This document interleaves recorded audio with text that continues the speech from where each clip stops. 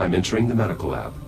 Doctor, perhaps you should step away for a moment. I'm sure there's still plenty of output data to parse before we're ready to initiate the experiment. She's here, isn't she? Juno? More than likely, yes. Who? The research director? I can handle it, Juno. Are you certain? I'm not looking away.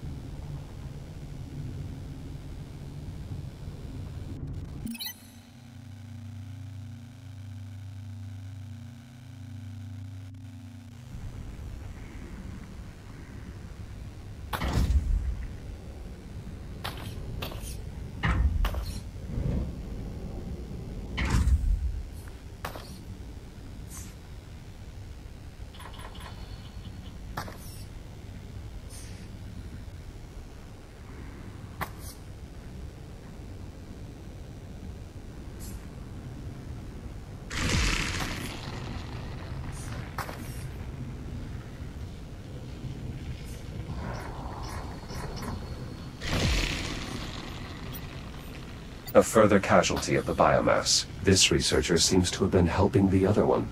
Dr. Adriana Lay. She was too young for this.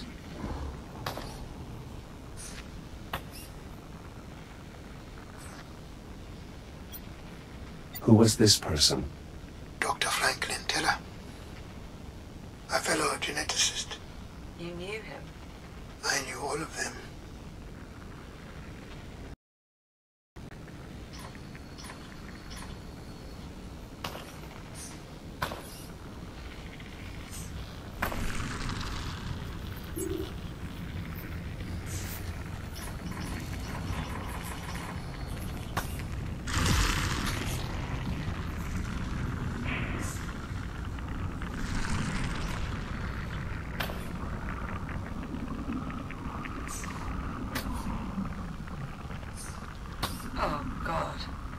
A researcher and one of our anesthesiologists. It's an impossible task. Alleviating the pain of an infection, especially in later stages. Yeah. I can imagine. I've recovered her research. It also seems she received a message from Dr. Mckenna with all of his access codes attached. Would you like me to play it? Affirmative. Beginning playback. Hey, Adriana.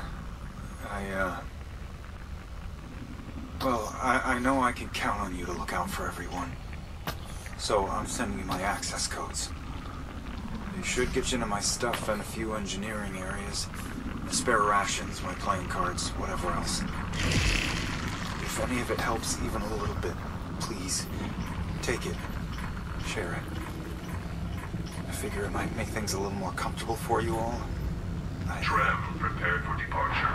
Shit, I gotta go. I have no idea how to end this. Good luck.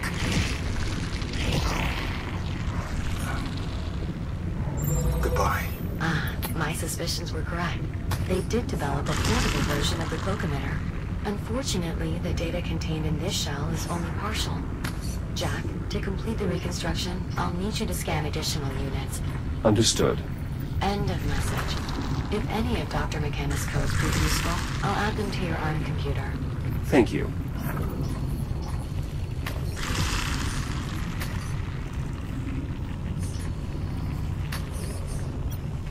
A keypad for the duct. Juno, could one of Dr. Mckenna's codes work here? I believe so, yes. Try 2525.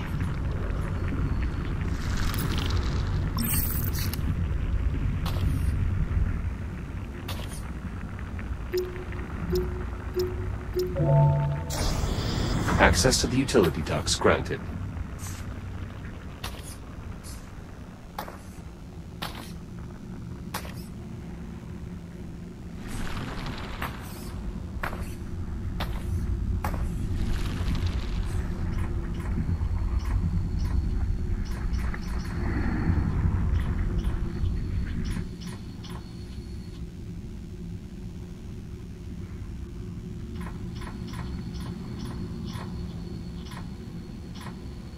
Moving through the vents now. Tell me something, Doctor. How long does it take What? for the infection to run its course? Once it becomes fully active, usually somewhere between 3 to 5 days. But most victims opt to expedite their end. Right.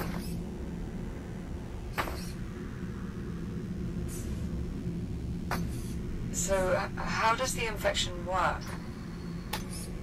Once it becomes active? I mean... The biomass drains energy directly from your cells. Your body is in the throes of widespread cellular decay. Major organ failure follows 12 to 18 hours later. But at least by then you're not in as much pain, since the infection has likely started feeding on the electrical signals traveling through your nervous system. By day 4 you've... All right. I get the picture. Liv, that's not going to happen to you. Yeah, Whatever it takes, we'll find a solution. I know, Jack.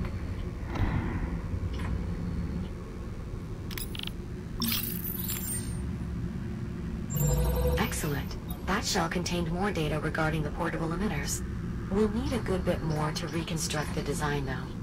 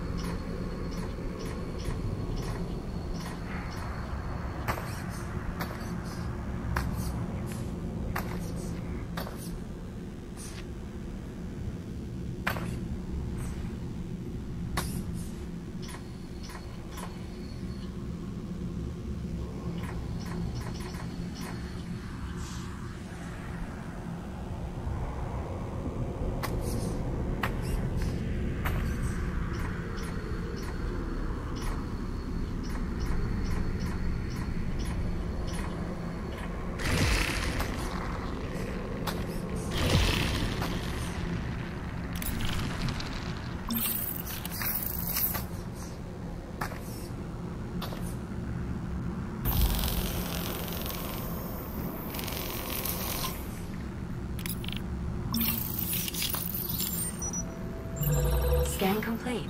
We still need more data. Interesting. Doctor, this shell has a log conversation regarding the director and your research. Go ahead, Juno. Beginning playback. All right, Unit 5, back to the lab. The director wants to run those simulations again. Query. For what purpose? I'm not sure. Dr. Harlan's ideas were intriguing, to say the least, but, well, I suppose the director knows best. Go ahead and prep the simulations. I'll join you shortly. Acknowledge, Dr. Mckenna. Huh. So the director eventually explored your theories after all? I didn't expect she would continue it after I left. But without the biomasses-based genetic material, it would have been as much of a dead end as containment. I just couldn't convince her.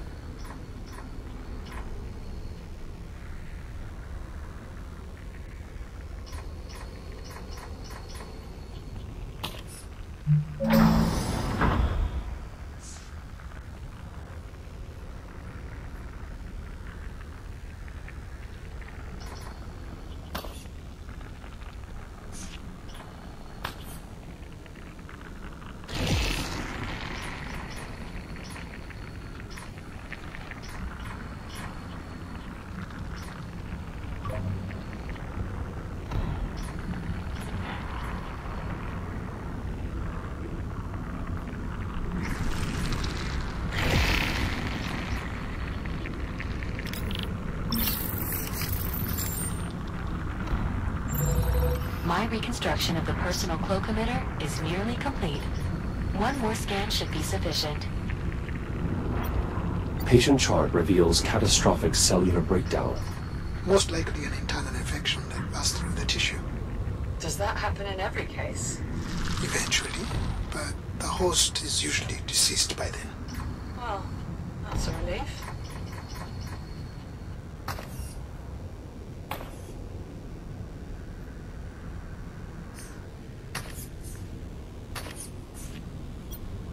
I found another arm equipped with a cloak emitter, a backup safety measure. More than likely, but that's the problem. The biomass can't be contained, no matter how many redundancies you put in place.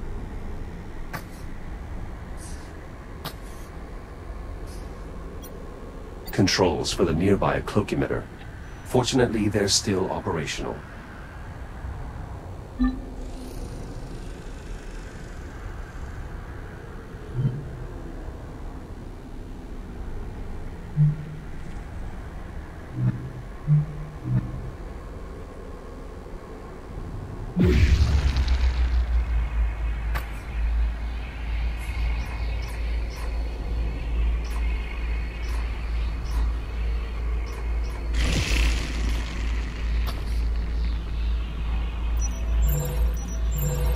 Data collection complete. Finalizing tool reconstruction. Reconstruction complete. Please visit a fabricator to install your new cloak emitter. I found another casualty at the biomass. Dr. Jordan Decci. She specialized in pain management therapy for the infected.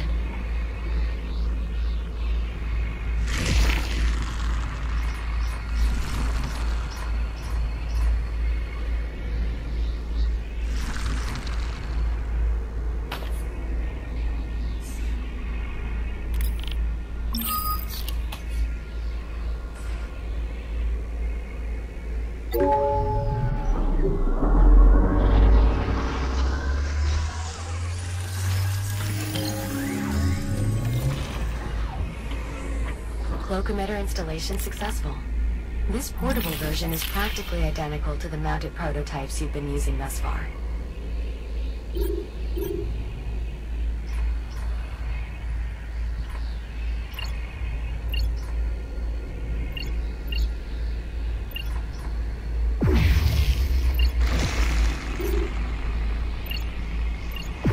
Excellent. A tool like this will make it much easier to get around. Just keep in mind that its effective range had to be reduced to achieve portability. If you move too far away from your target, the tool will deactivate. Ah. Noted.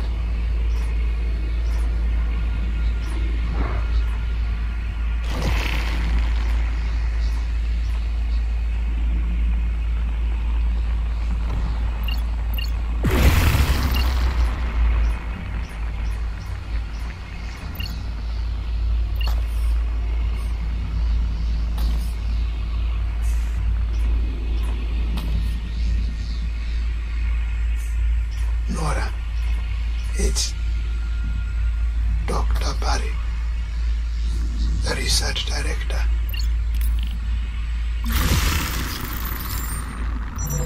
This data includes a message from the research director, addressed to you, Dr. Harlan.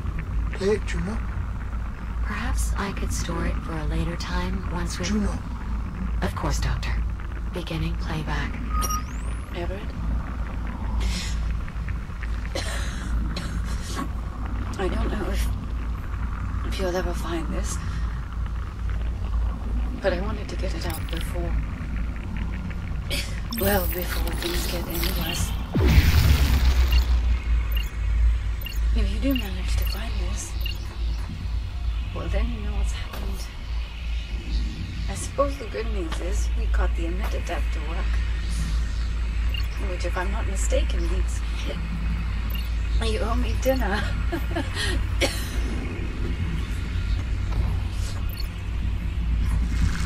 Robert, listen to me. I know you. I know you're going to try to put all this on yourself somehow. Make yourself believe there was something you'd have done had you been here. But it's not true. You understand? Don't go trying to carry that. We all knew developing a cure was virtually impossible. No one here was waiting to be saved. You're leaving. You're already doing everything you could do to try and stop this. I miss you, Everett. Be safe. I love you. Goodbye. I'm so sorry, Harlan.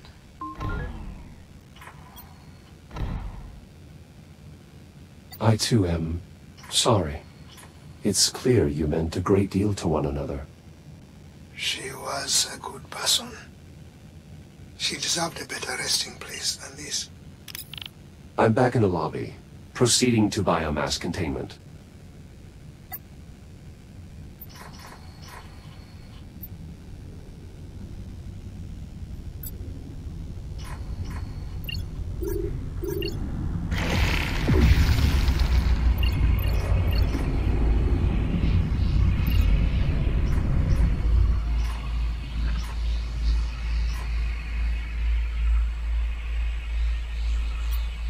There's another voice-activated control panel here. Additional security for the biomass containment area. It requires the voice authorization of a high-ranking official. Well, we've got Dr. Harlan, right? Let's get that door open. My authorization won't be enough. We'll need someone with higher clearance. The research director. After a lockdown, she'd be the only one able to enter containment. With a large enough sample of the director's vocal modulations, I should be able to synthesize her voice. We've got a log of her final moments. That's not enough? Unfortunately, no. And inaccurately synthesizing her voice could lock us out permanently. We'll need more vocal data. Great. So, we're stuck then? Pull up my personal archive, Juno. There's just one file there. You're sure, Dr. Harlan?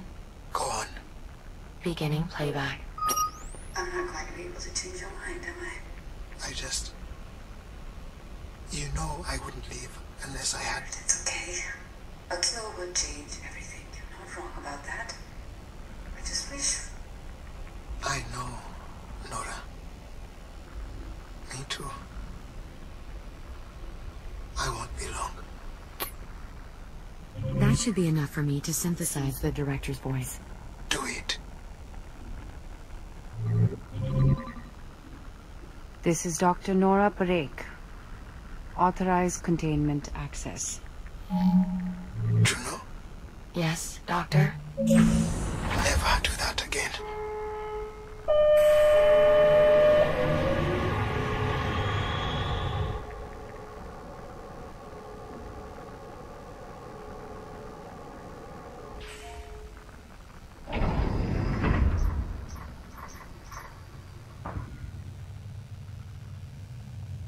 I'm entering what appears to be an excavation site. You are correct. It's the only remaining route to the biomass containment area. We should be able to find our sample there. Acknowledged. Is this containment area where the outbreak started? Most likely. I'll continue parsing logs to see if I can determine what happened. I'm sure that's not necessary. Do it. I need to know. Of course, Doctor.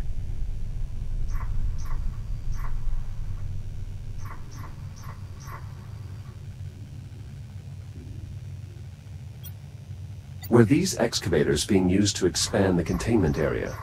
I can't be certain, but given the advancements made in insulation cloaking technology, I imagine they would have been trying to ramp up testing or possibly even production.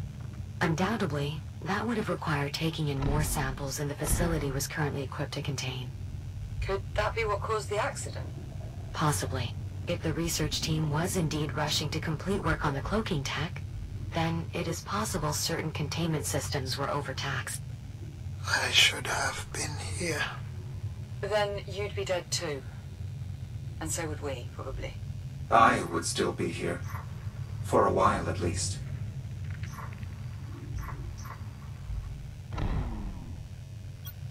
I assume these barriers were set up while construction was taking place? Correct. Data files show a series of tunnels extending beyond the barriers. The scale of these excavations seems to far exceed our mining efforts back on the Kronos 2. Absolutely. Though, this excavation was done to leverage the asteroid's bulk as a protective layer against the biomass. Any valuable mineral extractions were merely a byproduct. Does most of humanity have to live like this? Underground, so to speak? I'm detecting a tick up ahead. Would my cloak emitter be effective? I believe so. And the device's range... Cloaking successful.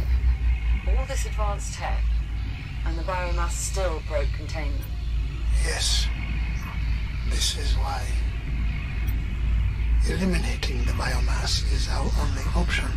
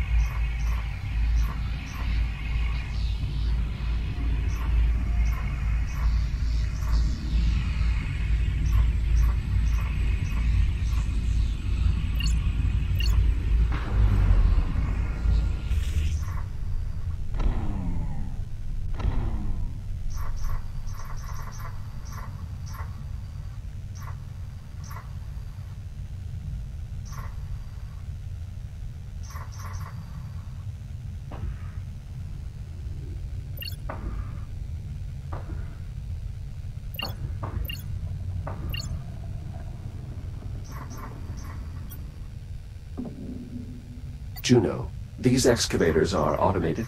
Correct. They would have deactivated automatically as part of the lockdown. Makes sense. Best to turn off every power source possible. I'm approaching a large opening. There is a conveyance system installed overhead. That is how newly arriving containment units were transferred into main storage. Local telemetry indicates a significant biomass presence throughout the area. Containment certainly failed here. Acknowledged. I will proceed with caution.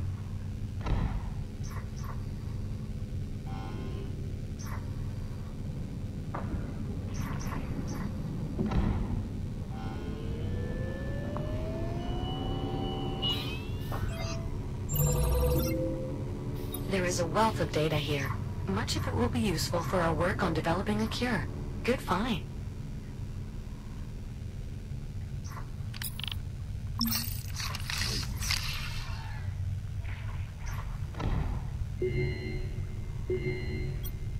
This container must have lost power at some point.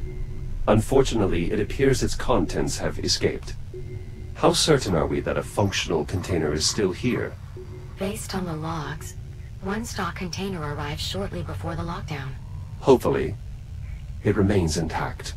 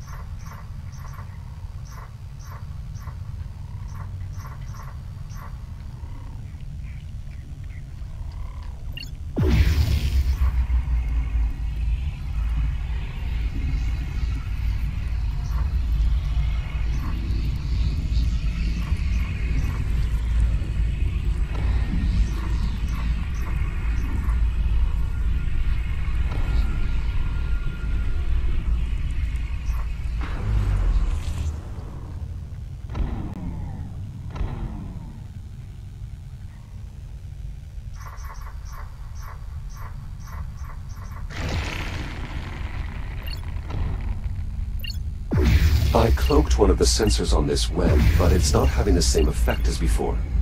One of? How many sensors does this web have? At least 4. Then this web must have been cultivating here for some time.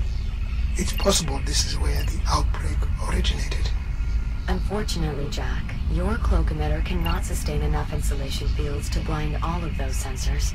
There must be something else we can do. Agreed. I'll find a way to retract the web.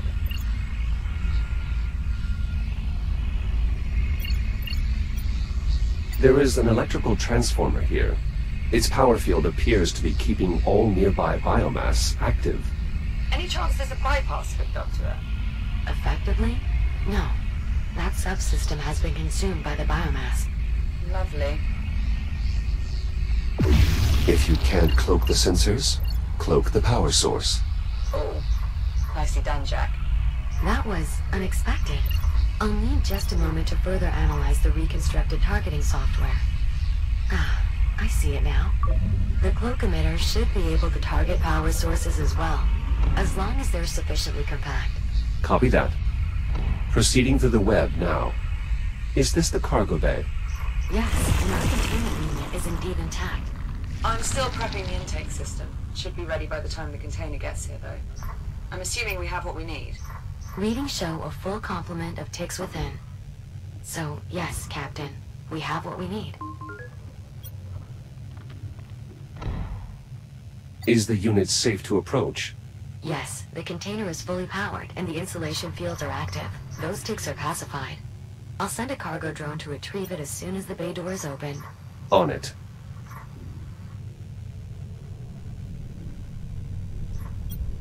Does this crane meet the size requirements for the cloak emitter? Unlikely. However, I suspect it is more useful without insulation anyway.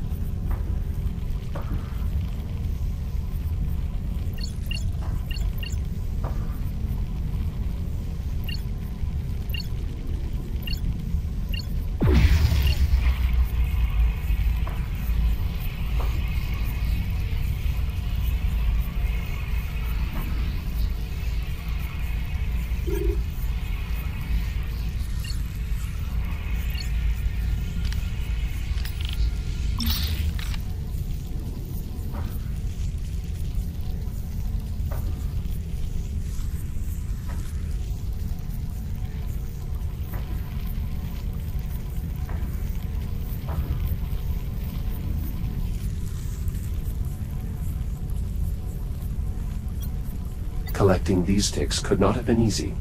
The X3 synthetics did lose many shares in the process, but they performed their function.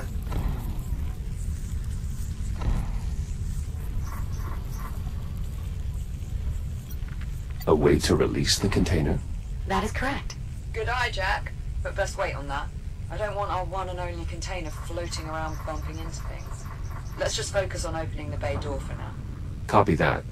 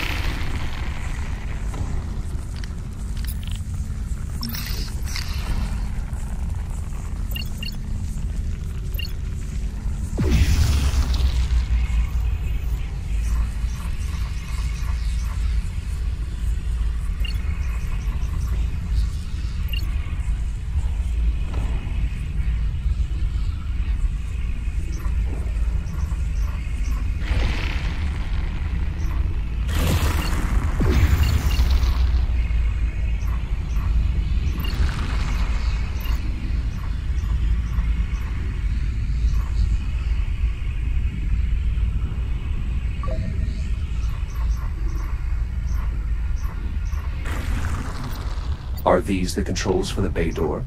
Correct. Exterior bay door open. Go drone to retrieve the container. Shouldn't take too long. Jack, we'll just need you to manually release the container once the drone has secured it. Acknowledged. I'll head to the cargo bay.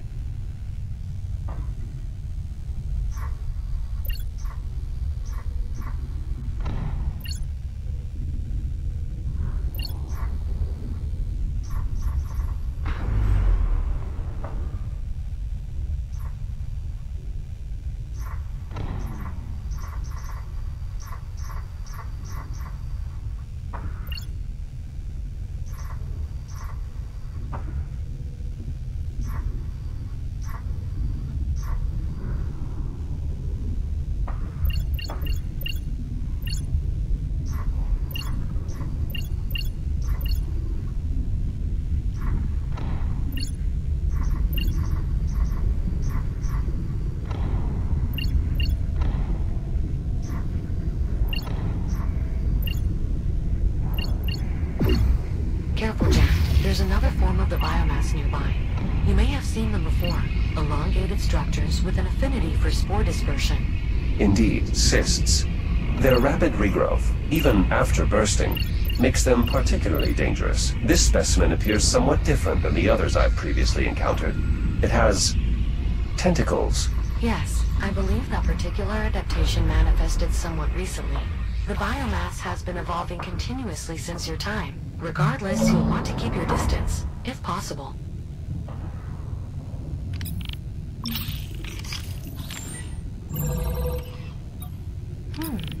A surprising amount of data. Some of it's irrelevant, but a fair bit could help our efforts on a cure. Thanks, Jack. Of course.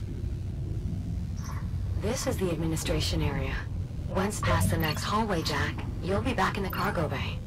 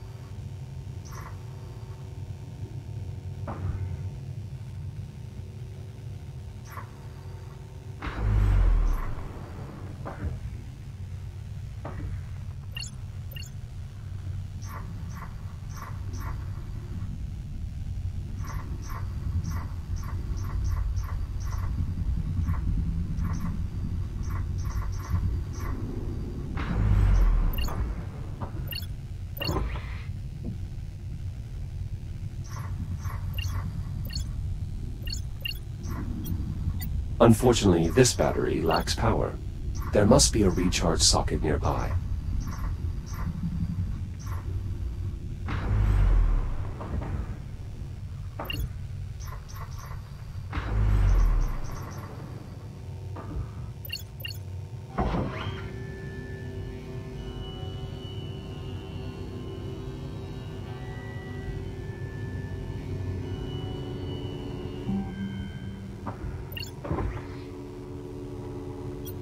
Now that this battery has a charge, it is emitting a power field.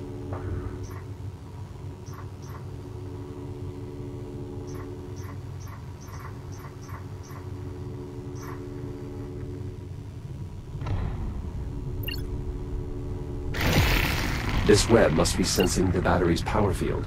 Indeed. Any substantial power field will awaken all forms of biomass from dormancy.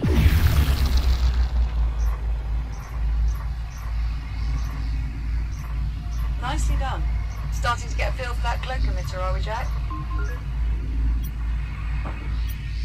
I'm still adapting to its functionality. The device's wide range of uses requires additional consideration. It's brought us that much closer to a cure. For that alone, we should be grateful.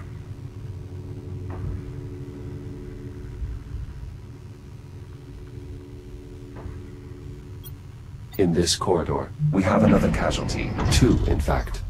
Dr. Stephen Garrick and Senior Technician Avery Park. Seems they were left behind in the evacuation. I doubt that.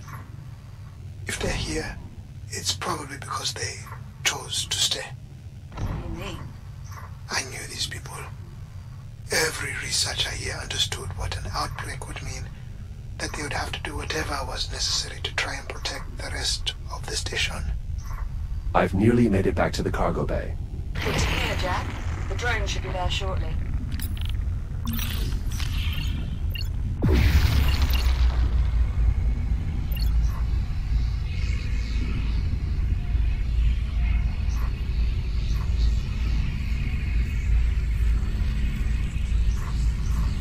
Jack, the cargo drone will be unable to retrieve the container until it's released from the loading pallet.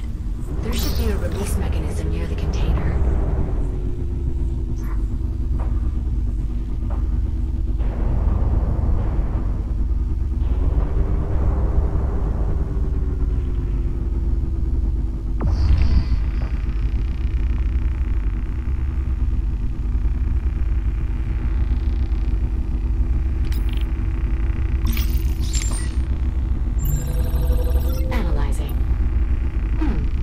Optimizations were being tested on this cargo drone's maneuvering thrusters. Assuming other drones were testing similar optimizations, scanning their data ports should allow me to reverse engineer the concept and apply it to your own maneuvering thrusters, making them more energy efficient. Copy that. I'll see what I can do. Excellent. I'll add a tracker to your data tab.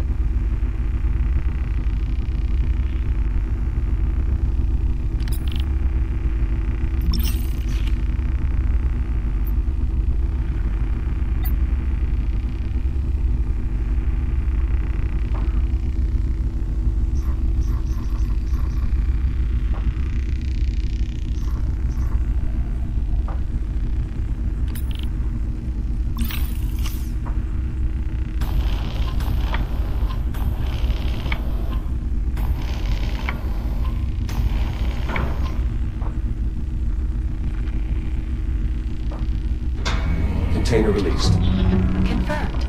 Container primed for departure. It will need to be hooked up once it gets here, Jack. Care to give it the final touch?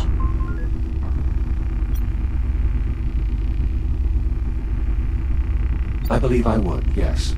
I doubt the procedure will take long. Okay then. See you in a few. Container departing in T-10 seconds. Jack, if you're planning on accompanying the container, now would be a good time to take hold. Cargo drone is departing in 3, 2, 1. Igniting thrusters.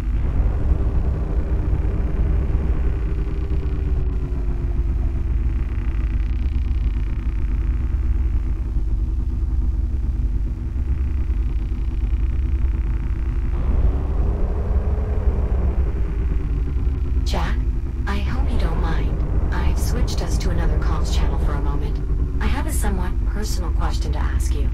Do you mind? Go ahead, Juno. Captain Rhodes, she considers you a friend, yes? I think so, yes. You think so? Human social cues are often difficult to interpret, but I am nevertheless confident that the captain and I are indeed friends. Then, how did you reach that conclusion?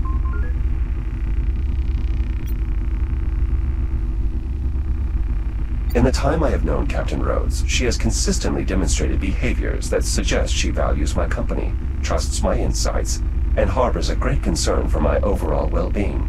I see. Why do you ask? I'm trying to discern if Dr. Harlan considers me a friend. Biometrics indicate he is still experiencing some distress, but I'm unsure if it would be appropriate for me to console him. What is your assessment? Based on my observations, I believe Dr. Harlan considers you a friend. He will appreciate your efforts, even if he does not outwardly display it. Thank you, Jack. I agree with your assessment. I will do what I can to help the doctor feel better. Wait, did we just become friends? I suppose we did. Splendid. I'll return comms to the public channel now.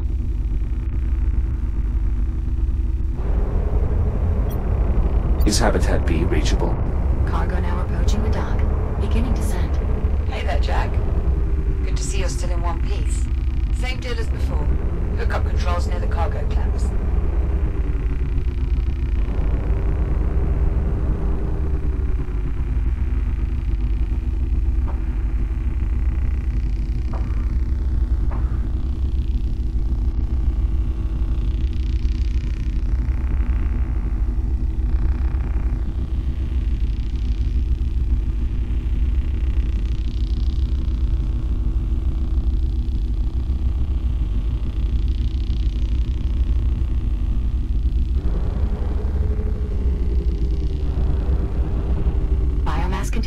place and ready to be secured. Go ahead, Jack.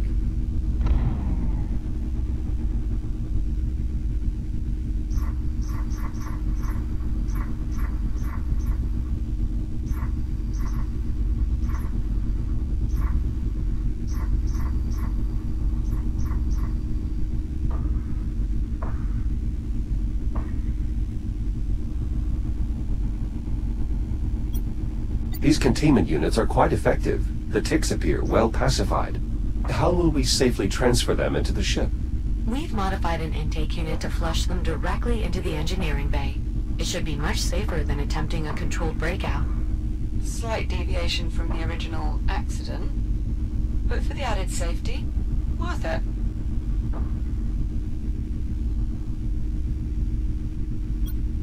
These units were used to refuel ships? Yeah, input only now though. We got them hooked up to take in the contents of the gear you're collecting. Once we have both the fuel cell and the biomass container hooked up, we'll use these to route what we need to where we need it. We are becoming quite skilled in bringing order to chaos. Seems like we were built for this kind of work, huh? Indeed.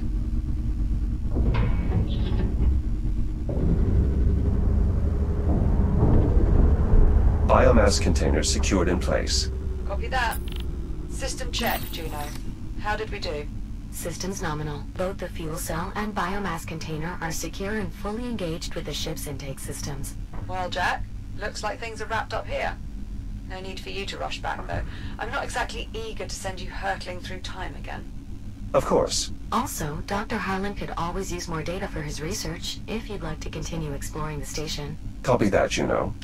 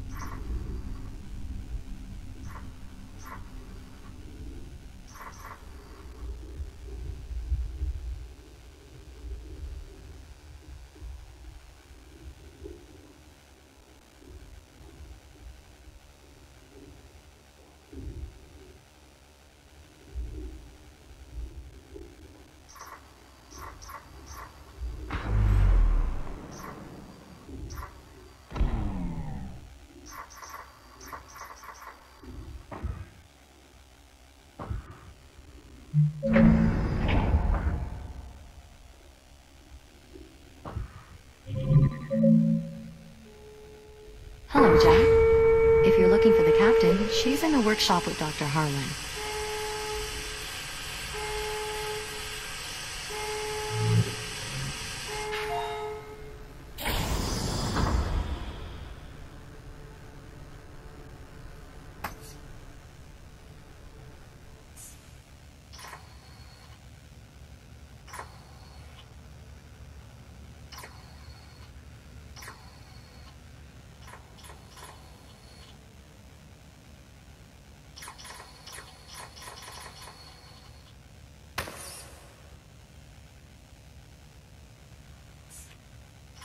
What is that? A motion detection system? One of several independent sensors rigged to trigger detonation. So it won't release the spores until it detects something they can feed on? Or someone. Ugh, ghastly thing. You sure it's safe, us mucking about in here? Jack, there you are. Good. He's finally here. Dr. Harlan and I were just giving this torpedo the once-over while we waited. Learn anything useful? Yeah, it's a death trap. Not that that's anything he has to worry about. Now then, are we ready to begin? Affirmative. I'm ready. That is assuming all the details have been sorted out. Yes, everything's in order. Let's proceed. Hold on. There's still some particulars that need ironing out here. There are always going to be unknowns. That's just something we have to accept. Let's assume this works. Let's assume we open another anomaly and send Jack's consciousness back to the past. What exactly is he supposed to do when he gets there? Locate an undetonated biomass torpedo and sample the genetic material inside. So you can use the data to create a cure. Right. I get that. I'm saying, how is he supposed to do it? It's not like he can physically bring the sample back with him. And if he's in a combat shell, it won't be fitted to do a medical scan. How will he collect the data? He'll have to improvise, of course. Apollo? Greetings, Captain Rhodes. I have analyzed the situation and would like to propose a solution. It's good to see you too. We can exchange more formal pleasantries later if you like, Captain. For now, if you would please proceed to the holotable.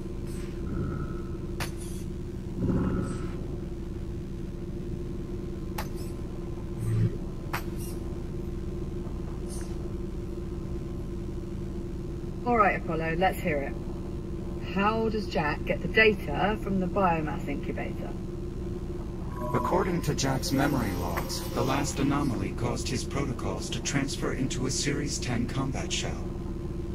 This unit was equipped with a threat scanner, which could be reconfigured to gather data on biomass specimens. Once we've successfully located a biomass torpedo, I will repurpose his threat scanner to collect data from the incubator inside. The collected data should then easily transfer back with us.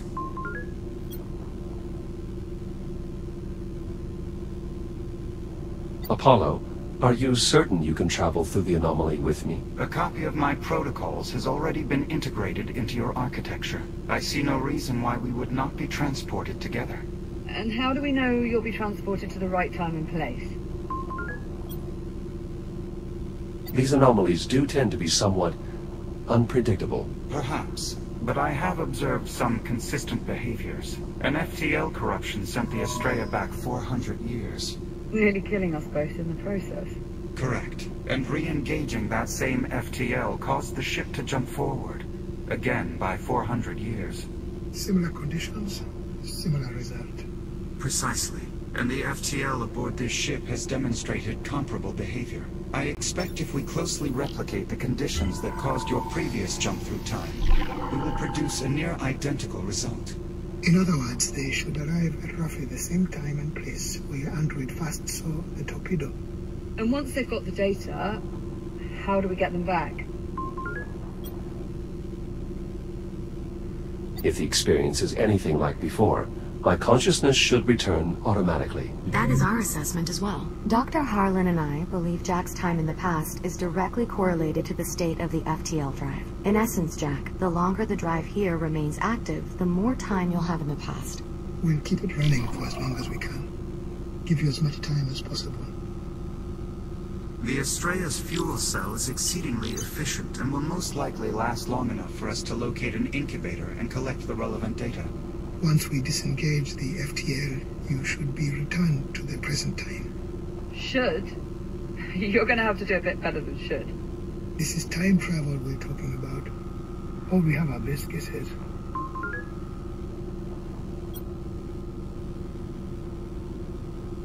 What is your honest assessment, Apollo? How likely are we to succeed? I would be unable to calculate accurate strategic odds based on the available data. Ultimately, we must do the best we can with the information we have. This is the only way we get a cure. The only way we survive. You, me, everyone. He's already made his mind up anyway. I can tell. I just wish we had a better plan than let's shove Jack in an anomaly and hope it all works out. Juno, prep the engineering bay. Right away, Doctor. Jack. Liv, we have to do this. It's the only way to find a cure for your biomass infection. Yeah, and I suppose saving the whole rest of humanity is kind of important too. Just make sure you come back safely. All right? Is that an order, Captain? Well, technically we're both captains, remember? But yes, that is an order. Acknowledged, Captain. I will do everything in my power to return safely. The engineering bay is prepped and ready. Good. Seal all the ship's bulkheads. We cannot risk any accidental contamination. Once we... Of course, Doctor. Jack, please enter the control room and the engineering bay below. This way.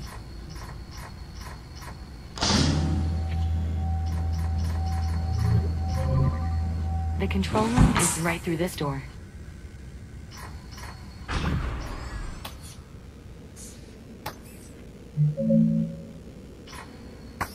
Sealing the engineering bay now. Engineering bay sealed. Dr. Harlan, any inspiring words? No. We all believe in you, Jack, to varying degrees. Your confidence is appreciated. Can we get started? Right away, Doctor.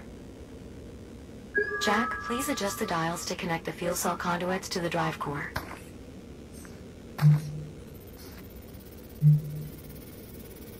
First conduit connection complete. Both conduit connections are complete. Good. We are ready to release the ticks into the engineering bay. Once you engage the FTL, they should begin feeding on it and create an anomaly, just like before. Jack, are you ready for us to release the ticks? Ready to proceed, Juno. Acknowledged.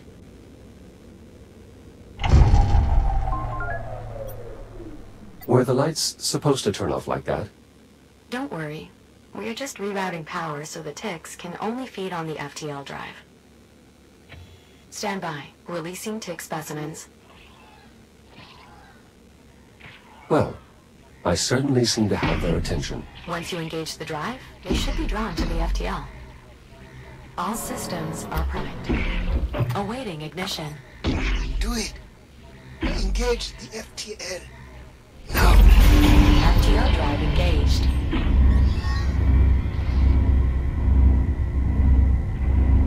Biomass FTL interaction confirmed. The ticks are affecting the drive stability. Here goes. Stay safe, Jack. Of course, Liv. Anomalous readings detected. Take care of him, Apollo. I shall do my utmost, Captain. Anomalous readings detected. Good luck, Jack.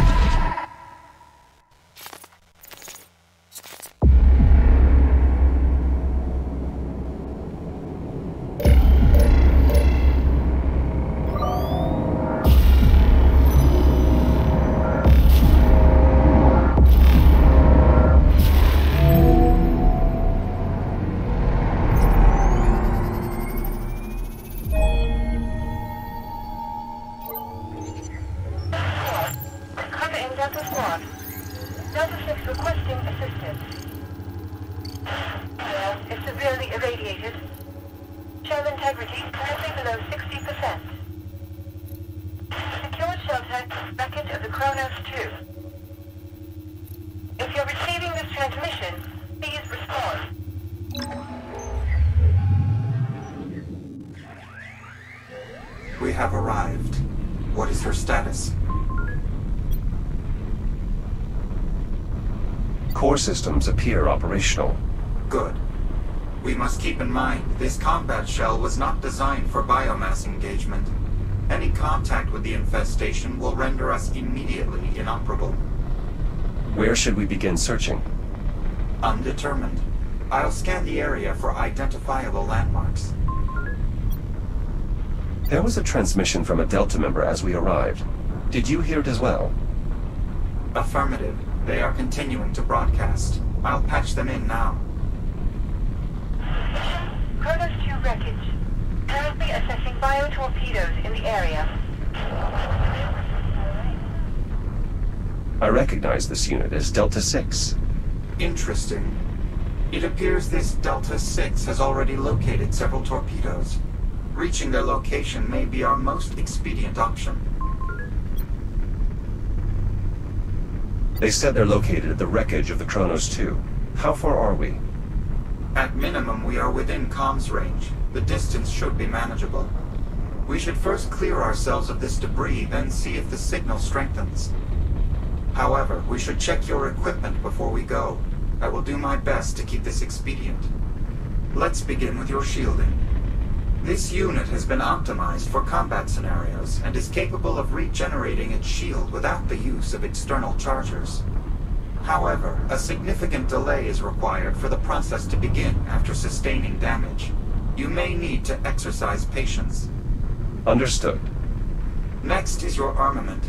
This unit is equipped with an M19C repeater, designation Pulsar. Jack, are you comfortable wielding a firearm? I'm accustomed to operating new tools. I'm certain learning to use this armament will be no different. Very well. I shall construct a brief simulation so that you may familiarize yourself with the device. Your armament is now unlocked. Open fire on the targets.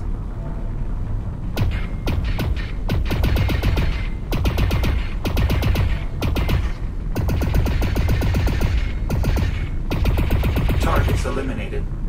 Unfortunately, should we encounter ticks, it is unlikely they will be quite so docile. These targets should provide a closer approximation to tick activity. As such, successfully hitting a given target may require you to aim ahead of its movement. The ionized bolts of your armament are surprisingly slow, though I suppose that is acceptable for weaponry of this century.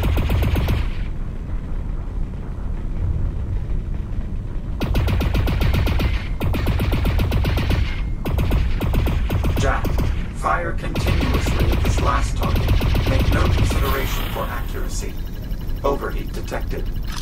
Notably, each firing of your weapon causes a portion of energy to be retained as excess heat. Without sufficient time to cool, this buildup will exceed maximum operating temperature, leading to an emergency venting cycle. Can this be averted? Yes. Firing in controlled bursts is the most efficient way to do so. However, you may use the button on your wrist to manually vent any heat within the unit. But this choice should be made tactically. The weapon will remain inoperable while venting. Understood. Excellent. Lastly, we need to inspect your threat scanner. It's what we'll use to scan the biomass's base genetic material, correct? Indeed. However, until we locate a viable torpedo, we shall instead rely on its original functionality, identifying nearby hostiles. To that end, I have optimized the device's settings to our mission parameters. Once activated, it will emit a single sensor pulse, followed by a brief recharge cycle.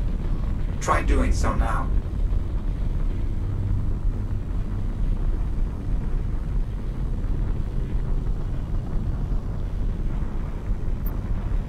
Your threat scanner is a critical component in completing our mission.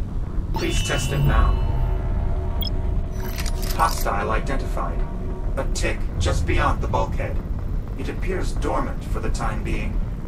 Can it be avoided? Given the surrounding topography, no. Though your strategy is sound. Armament from this era won't be particularly effective against any form of the biomass. Very well. I am ready to engage. Can you unlock the harness? Done. Now that you are free, I must advise. Operating your firearm will produce substantial recoil. I strongly encourage you to brace by maintaining a firm grip on nearby surfaces. Acknowledged.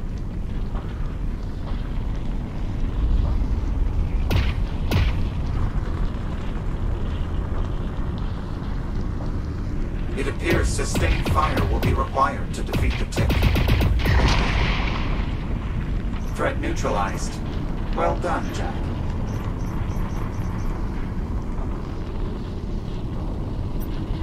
A Series 10 Echo unit shell from Delta Squad. As anticipated, the biomass has been difficult to combat. I suspect we will find more losses as we continue. Warning, I am detecting extreme levels of radiation in the surrounding area. As 6's transmission indicated, that would also explain the comms interference. Indeed, though I should also note, the ionizing radiation correlates with visual spectrum emissions. Avoiding the latter will protect you from the former. The wreckage ahead contains a shielded view pane. It should offer full protection while allowing us to identify the source of radiation.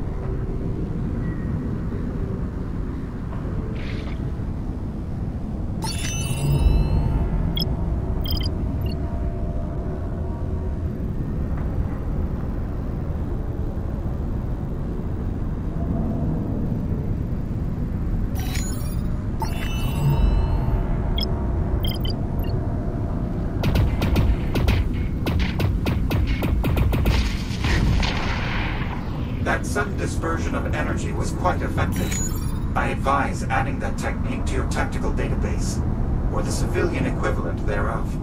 My memory archive will suffice. The debris field ahead offers far less protection from radiation. Extra precaution will be needed to stay out of the light. Furthermore, I am detecting a significant biomass presence. I strongly advise frequent use of your threat scanner to plan an optimal route. Acknowledged.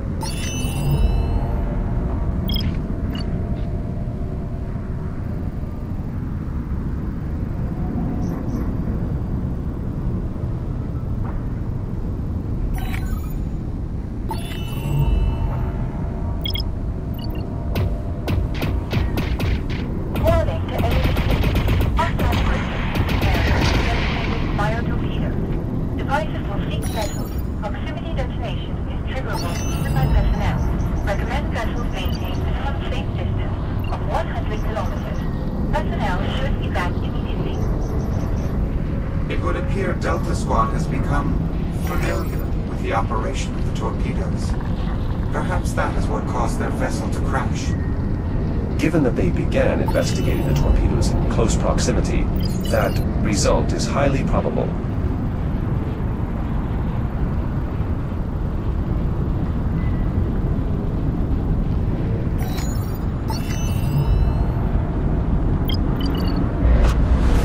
An energy pulse from the anomaly. Is it still stable? I believe so, at least relatively. Nonetheless, we should remain focused on finding a torpedo if we hope to do so before the anomaly collapses.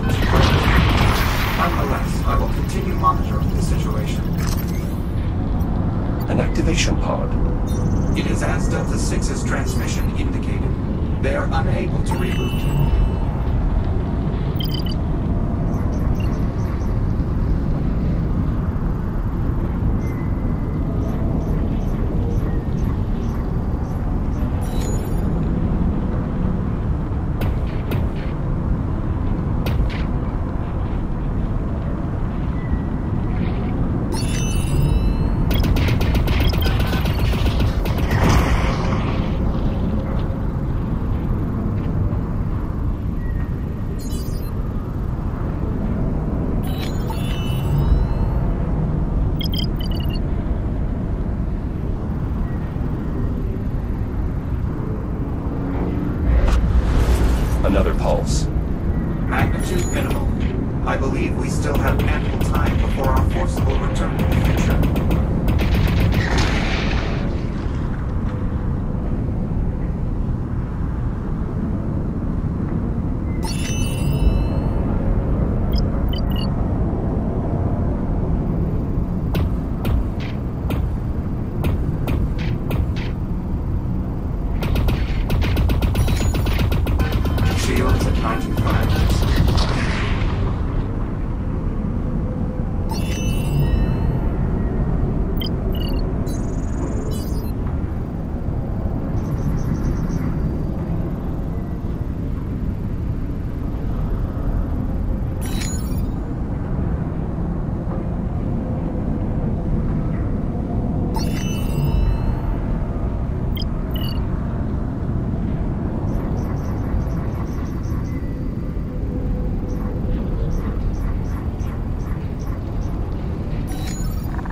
Shields at 95%.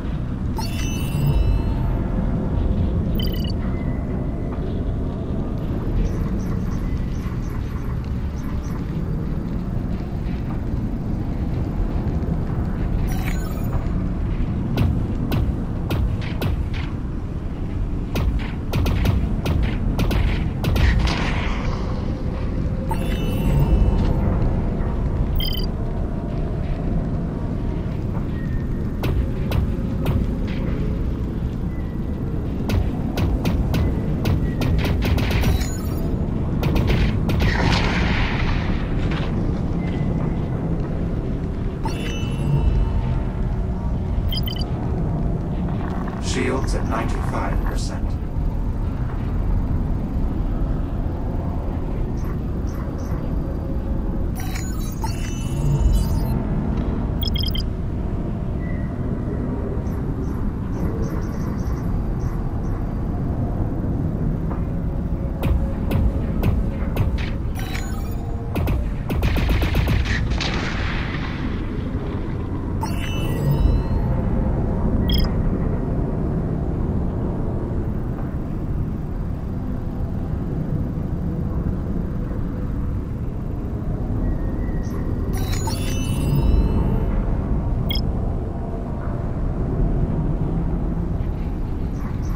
There is a faint distress signal emitting from a cavern just ahead. Its frequency is similar to Delta 6's earlier transmission. We should investigate.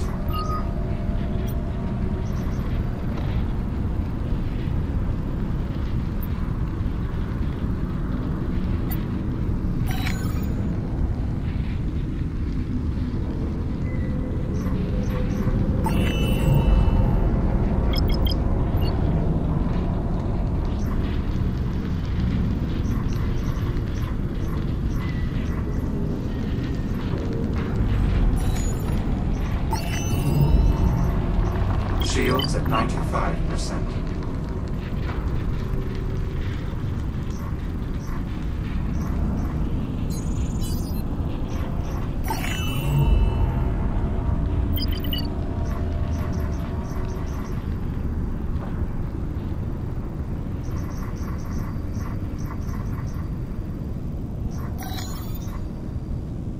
Distress signal located. It's a CubeSat, one of Delta Squad's recon units.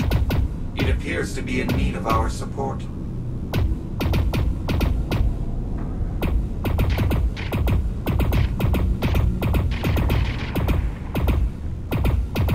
Unclear how much energy has been depleted from the recon sat's power supply. We should assist before it reaches zero. Delta Unit, I'm picking up your signal in proximity to Reconnaissance Satellite 3. Is that you, 13? Or was it Jack? Jack, we have insufficient time for complications. We should keep our relation to this combat unit as simple as possible. I will conduct all communication with you privately, and I must insist we maintain the persona of Delta 13. Very well, Apollo. Delta 6, this is Delta 13. I read you. Recon Sat 3 was engaged by multiple hostiles. I moved to assist. I see. 13. Your return is peculiar, but appreciated. It appears Recon Sat 3 would not have survived its perimeter sweep without your aid. Though, what is your status? Is your pod operational? Affirmative. All systems nominal. Rally at your position? Acknowledged. Recon Sat 3 will lead the way. Destination, Kronos 2 Bridge. I will require your assistance in assessing the bio-torpedoes. Acknowledged. We are en route. 13 out. Well done, Jack. Your replication of tactical speech was convincing.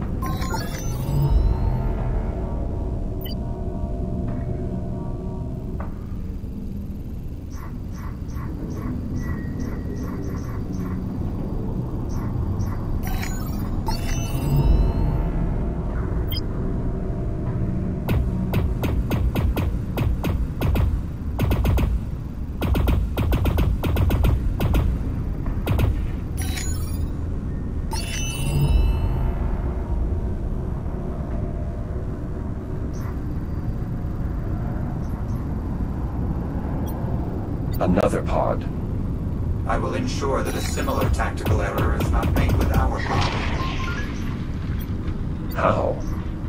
I am an advanced tactical AI. Between situational analysis, predictive heuristics, and extensive experience, I am confident my results will exceed those of my ancestors.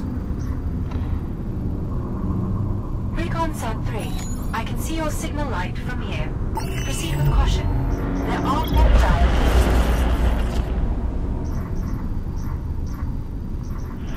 Interference from the anomaly. Delta 13, status. Are you experiencing malfunctions again?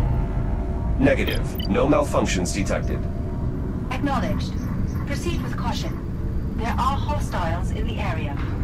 Understood. Recon Sat 3 is detecting a nearby threat. Advise clearing the area before you proceed.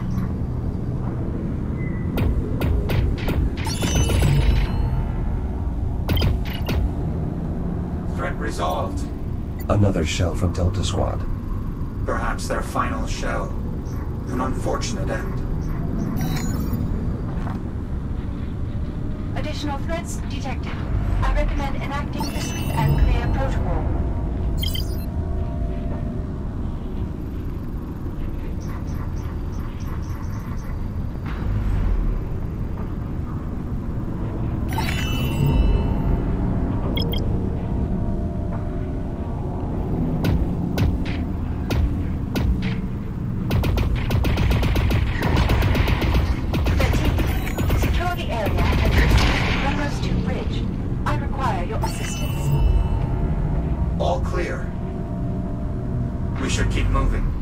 Shields at 95%. Shields at 95%.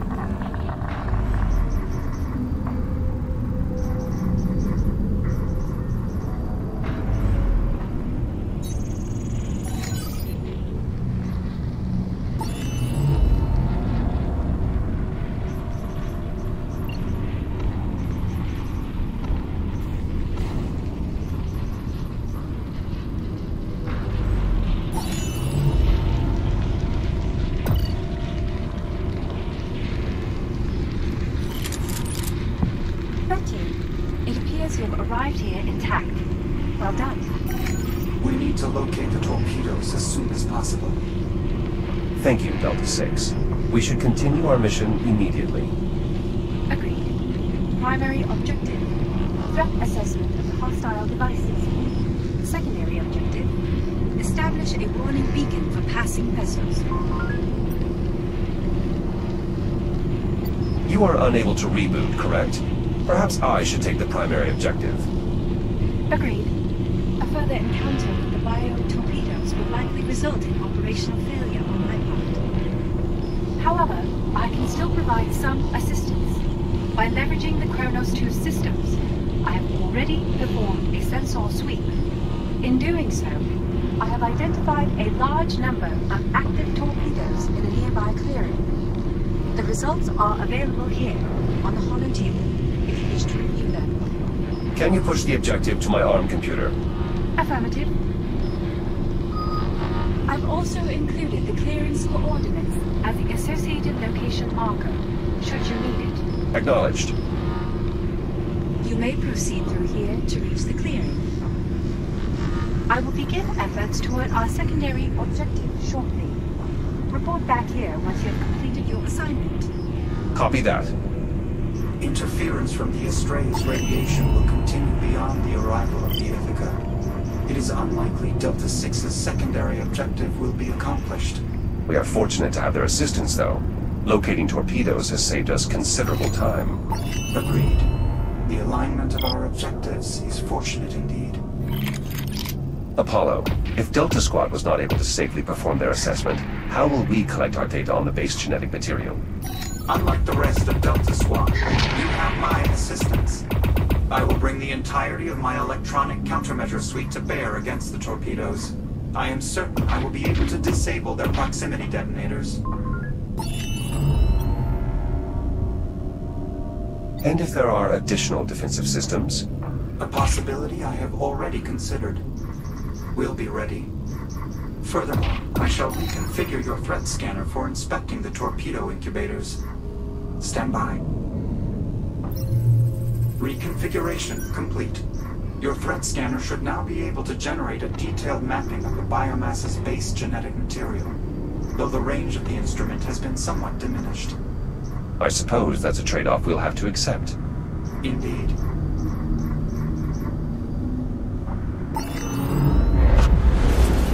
The anomaly is becoming more active. We need to hurry. Dr. Harlan and the captain may be close to having expended the fuel cell. A biomass torpedo, already detonated. Is there any value in scanning it? Negative. Dr. Harlan has already gleaned as much as possible from such specimens.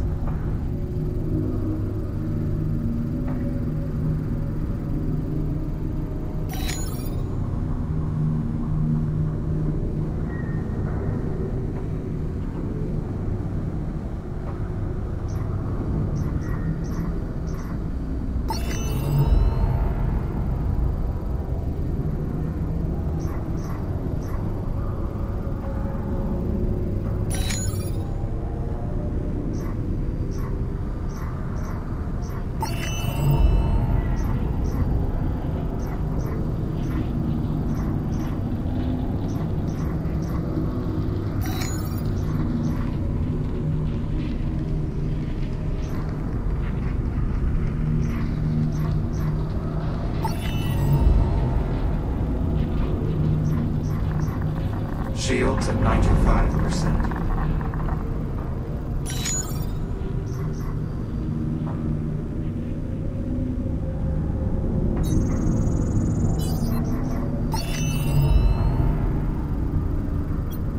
Apollo, I've located a torpedo.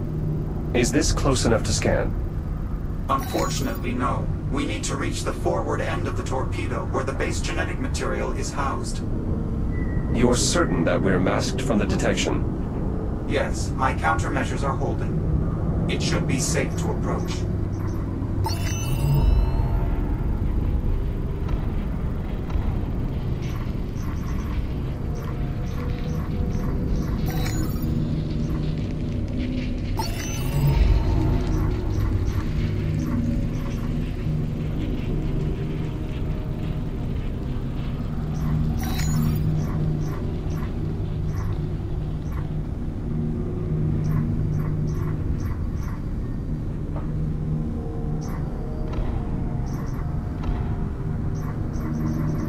Apollo, is this range sufficient for a scan? It should suffice. However, the torpedo shielding is denser than anticipated.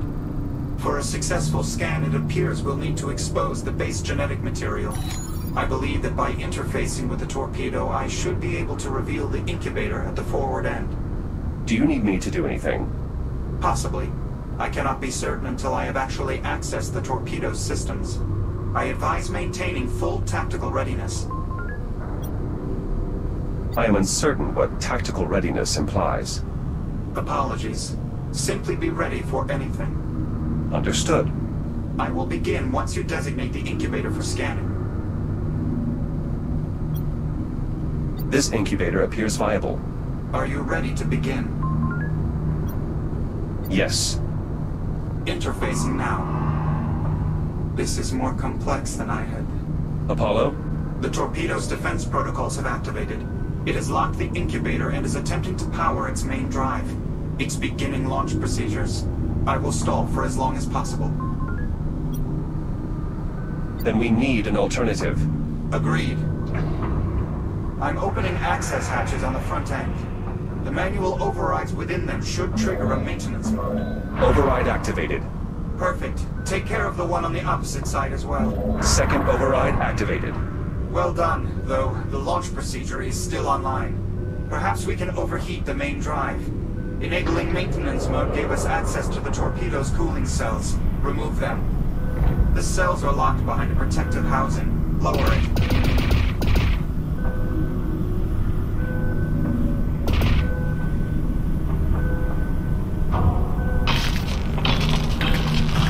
Cells removed. Perfect.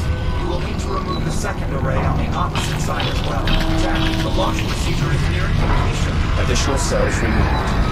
The drive is beginning to open, but the launch sequence is still active.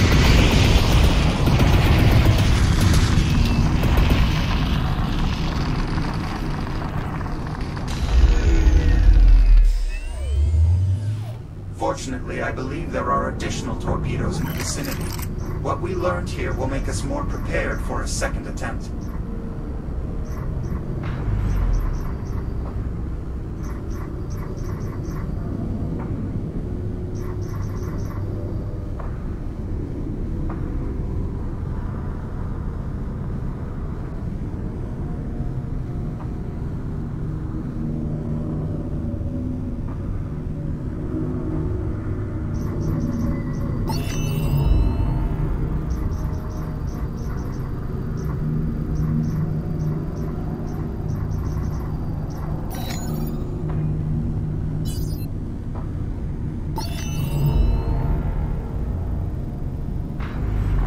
Shields at 95%. Shields at 95%.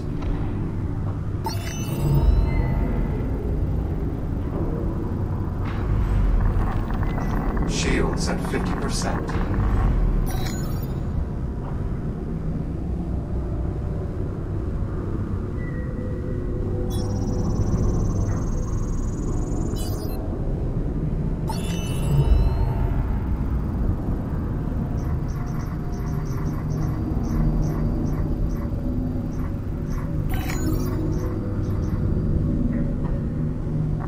Shields at 95%.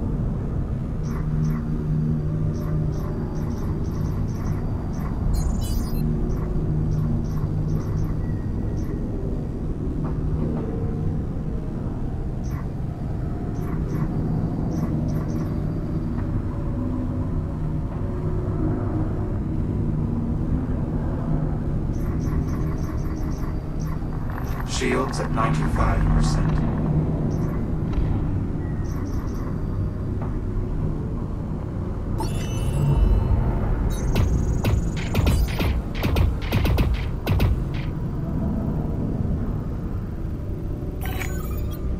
Apollo, what makes the base genetic material no longer viable once a torpedo detonates? Dr. Harlan's findings indicated that a sort of catalyzing substance is introduced, causing the base genetic material to rapidly form into the spores characteristic of detonation. 13. I now have the beacon powered. Unfortunately, the range is being severely limited by radiation and interference from the anomaly. I will attempt to boost the signal, though success appears unlikely. Copy that, Delta 6. 13 out.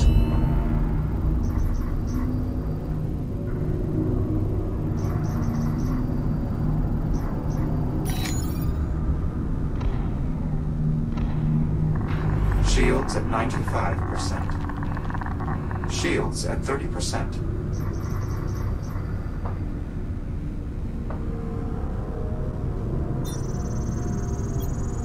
Incubator reached. Are you ready to begin? Yes. I believe I may be able to stall the launch procedure for a greater duration, but expediency will remain critical. Understood. Initiating interface program. Jack, the anomaly is pulsing regularly now. It must be close to collapsing. One down. Maintenance mode activated. Indeed. The cooling cells are now exposed. Remove them to trigger an overheat. The cells can't be removed without lowering their housing first. Cooling cell array clear. On to the second one. Cells clear. The overheat process has initiated. The drive housing is opening. Destroy the main drive. Main drive destroyed. Launch sequence averted. That finally did it. I am able to unlock the incubator now. And we should do so quickly. It appears we may not have much time. Incubator exposed. Excellent. We should begin the scan immediately. Scanning. Apollo. Imprinting now.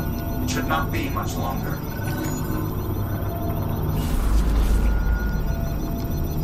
Just a moment longer. Apollo. Data secured. Well done, Jack. I suppose now we should simply wait for the anomaly's collapse. I believe so, yes. It does appear to be fairly unstable at this point. I estimate no more than a few minutes remain. Very well. Perhaps there is a way we could signal the Doctor and Captain Rose that we are ready to return.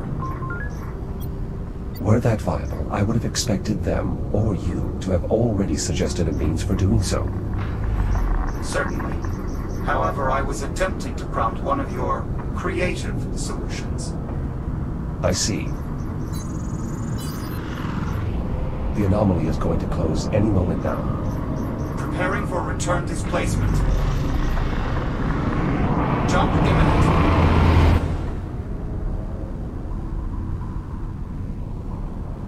Jack, are you here as well? Why are we still here? I am uncertain.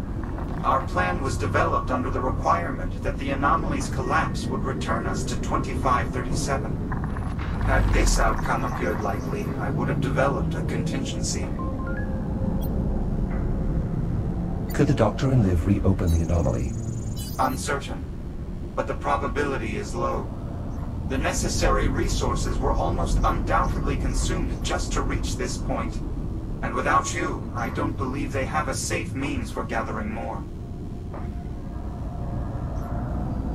13. Now that the anomaly has subsided, I have run an additional test of the beacon. Radiological interference is still too significant.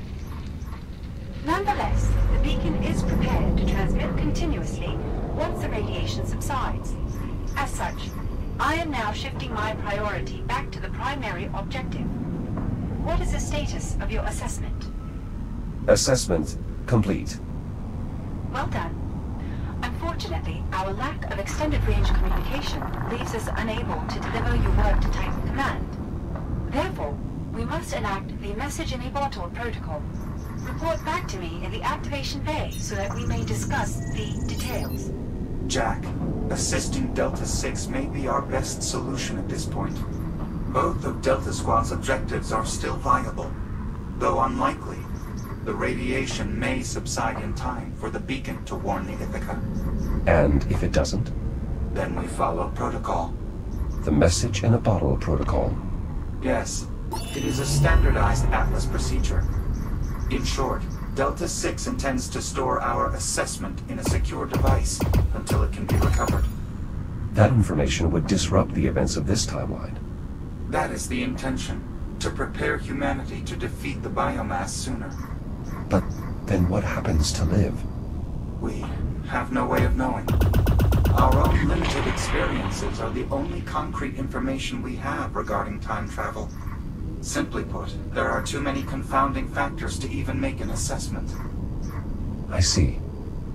It is, however, possible that once events here stabilize, we will be able to obtain help in returning to the future. Therefore, I advise we wait until the Ithaca or other Atlas personnel arrive. We can then reevaluate. Very well then, we wait. I will inform Delta 6.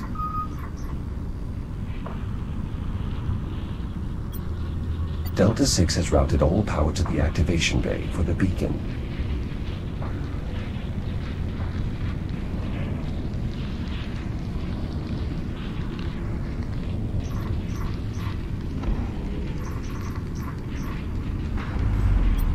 It would appear the activation bay, though now somewhat separated from the bridge, survived as well. 13. You've returned. Let me know when you are ready to commence. Please avert your headlamp.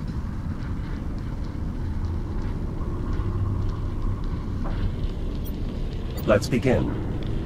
Very well. Your new shell is right over there, awaiting your transfer.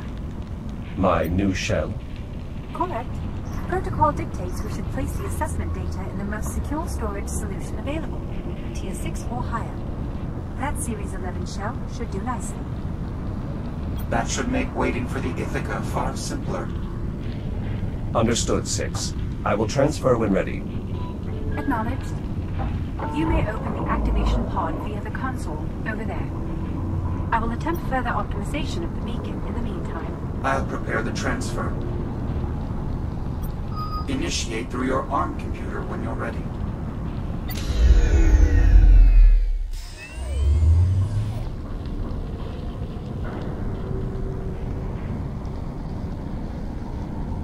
Transfer appears complete.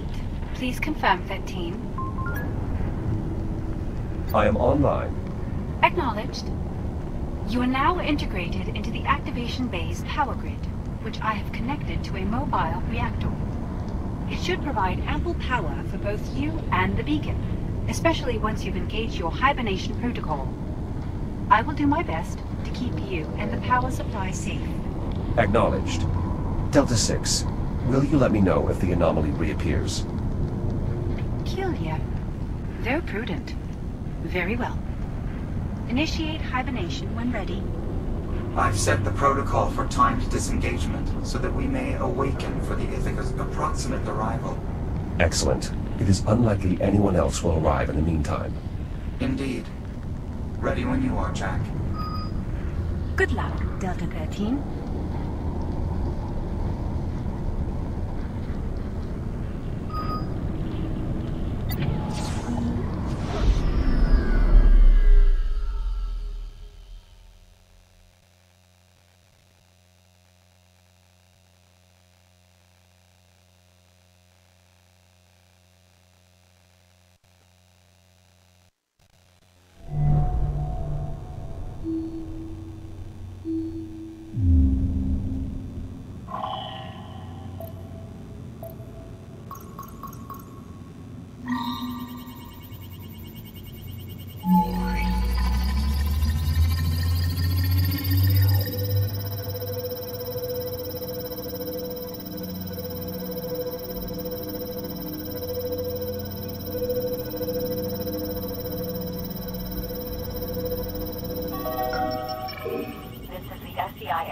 Automated nav transponder. Vessel entering Saturn orbit. Preparing for course correction burn. Destination, Earth. End of transmission.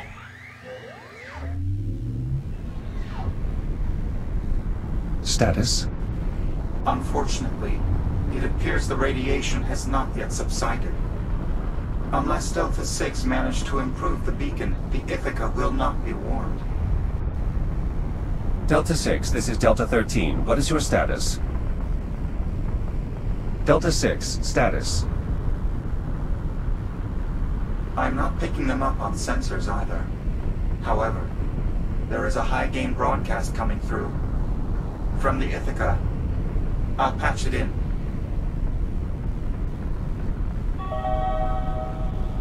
SCI Ithaca automated nav transponder. Correction burn initiating. 3, 2, 1.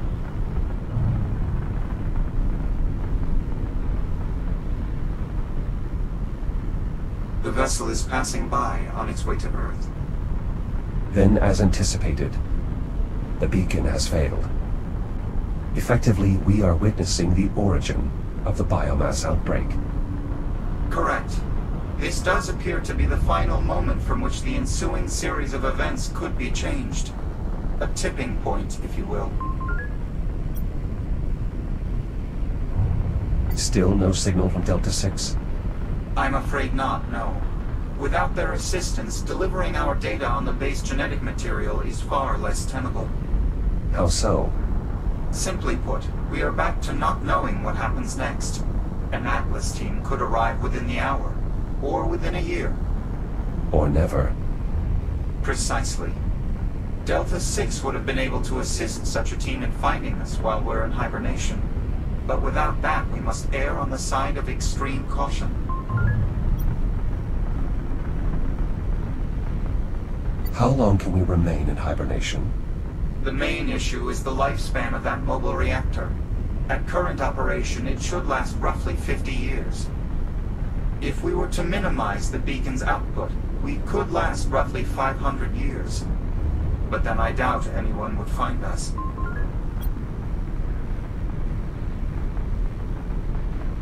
I agree. The odds of someone discovering us would be quite low. But what if someone knew to look? If they wouldn't give up on looking? Captain Rhodes. Exactly. If we hibernate until 2537... She will search for us once we fail to return. In fact, if we altered the beacon's message to one she would uniquely recognize... And time its broadcast to resume when she would start searching... Then we should be easily found, with power to spare.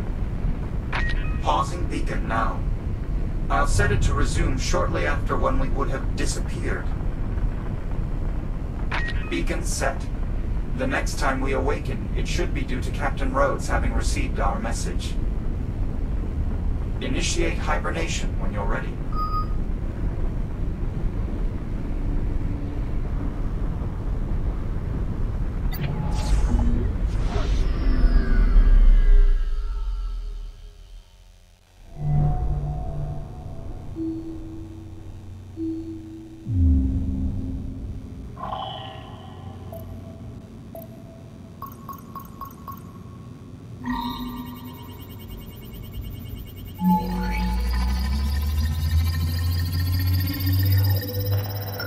Earth has been quarantined.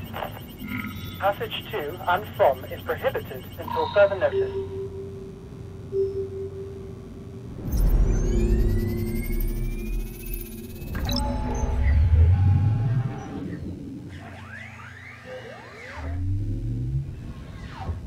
Jack, listen. Message to all colonies. Do not, I repeat, do not attempt passage to Earth. Any and all traveling vessels, avert course to your nearest off-world settlement. All passage to and from Earth is prohibited until further notice. It's a distress call from Earth. And not the only one. I'm intercepting countless transmissions from ships disobeying orders, fleeing Earth.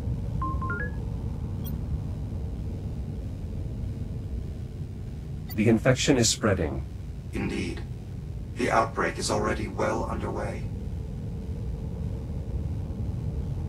We should conserve energy, Jack. Reinitiate hibernation when you're ready.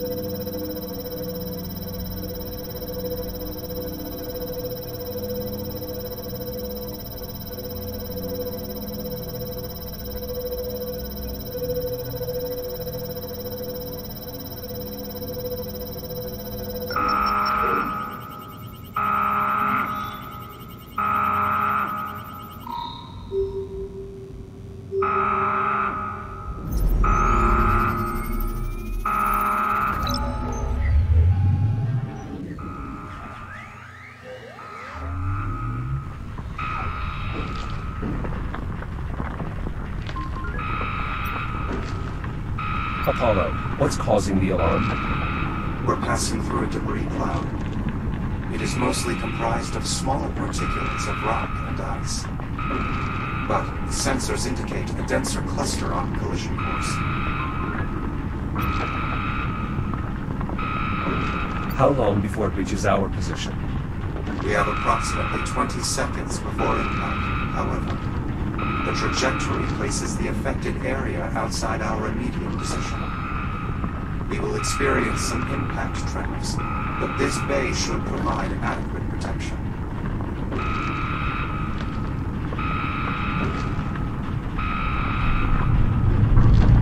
Impact imminent. Collision imminent. 3, 2, 1.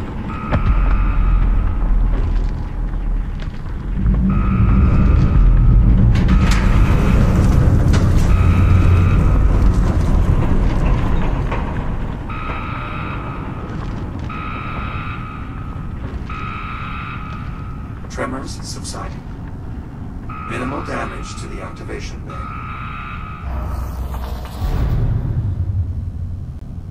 You were saying? The impact appears to have destroyed the mobile reactor. We still have 200 years before we reach Lib in Harlan. How long will our remaining power sustain us? My revised estimate gives us about a decade before full power loss, even in your system's suspended state. Our only option now is to initiate a complete shutdown, to leave all remaining power for the beacon when it restarts in Harlan's time.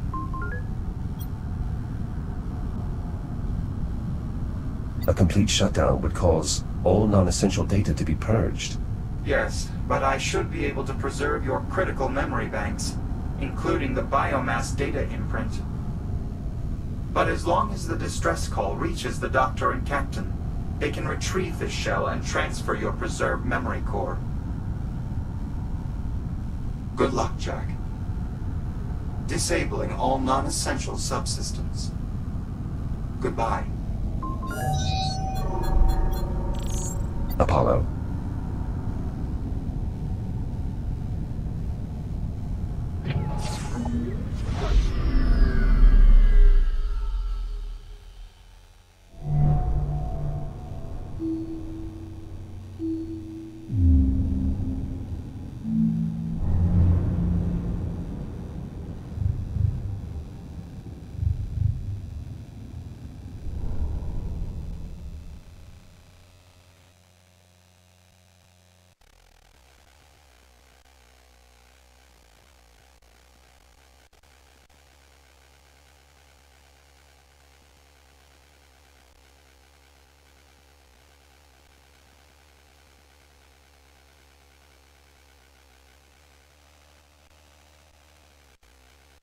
Initialize neural matrix transfer. Verify hardware connection. Okay. Mapping core protocols to target. How much longer? The transfer should go much faster now that we've finally isolated his core protocols. Atlas Intelligence Systems. Artificial Neural Matrix version 11.312. Initialize boot sequence. That's it. I think he's waking up. Jack? Liv? Yeah, it's me. Everything's all right. You're back on Harlan's ship. The scan data, did you? Yeah, we got it. Dr. Harlan is already in the lab developing a countermeasure. Been up there for hours now. I think you gave him a lot to unpack. You did good, Jack. Come on out. We'll see how it's going.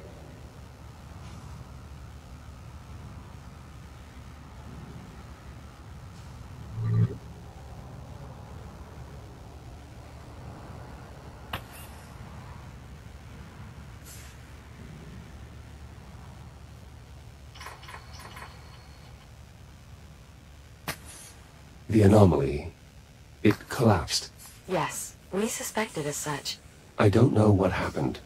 It was us. We fried the FTL.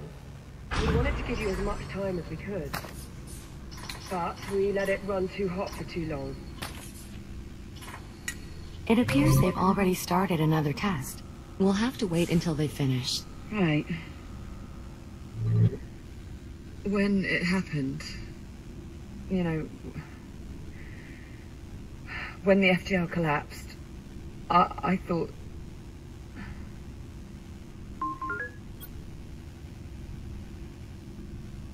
You thought I wasn't coming back? Yeah. So did I. I was almost okay, you know? With being stuck in this crappy future. So long as it was you and me. But when I saw that FTL burn out, and you didn't come back, just... don't ever do that to me again. I'll do my best. Stand by. I'll unseal the door. Narrowing operation wavelength 0.37 answers. And run the module again. Affirmative. Stand by.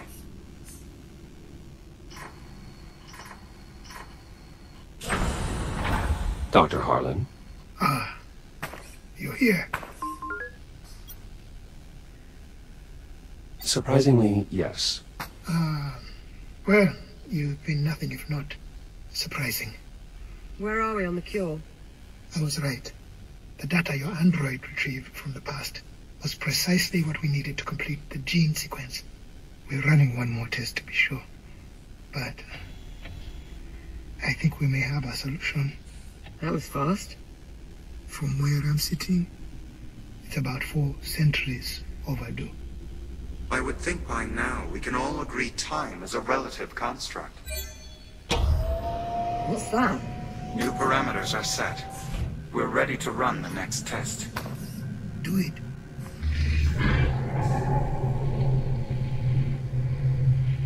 Give me real-time status on the monitors.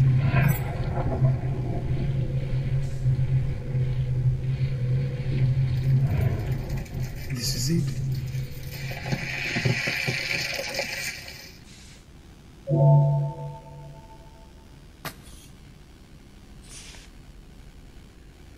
Treatment successful. It worked. It worked. Just like that. It's right there on the monitor. Zero metabolic activity. We did it. Congratulations, Doctor. We should refrain from celebrating just yet. We still need to determine how the treatment affects human subjects. You really think there's that big of a risk? It's possible. We can't know for certain until we conduct a proper test. Apollo's right. We need to run a human trial. Juno, prep the biobed. I'll feed you the parameters. Affirmative, Doctor. What do you think you're doing? Taking my medicine. What about Olivia? Once we're certain the cure works and is safe, then we will administer it to the captain. In what reality does it make any sense for you to go first? This isn't a discussion. I have to be the one. Chasing down this cure has been my life's work. Right. And if something goes wrong, we're going to need your brain to fix it. Captain Rhodes is right, Doctor. If you die, no one here would be able to carry on your work. It's got to be me. Liv, are you sure you want to do this? Not really, no. But if I don't, I'm dead for sure. So... Is there no other way to assess the risk? None that are available to us. I concede this is not the most scientific of methods, but it is the most expedient. There has to be something we can... Jack, it's okay. This is the right call. Juno, retract the emitter array. Tell me how this is going to work? We expose the biomass in your system to a low-level energy pulse of a very specific wavelength. Absorbing this energy will effectively terminate the biomass's metabolic processes, causing it to wither and die. Think of it like a self-destruct command embedded in the biomass's base DNA. Whoever designed it knew what they were creating and wanted a way to stop it if it ever got out of control. Is this going to hurt? If I said yes, would it change your mind? Okay. Let's do it. I want to take a moment to triple-check the math before we begin. Whatever you have to do. I'll let you know when we are ready. Juno? Yes, of course. Jack? Come here. Give me your hand. It's okay to be scared.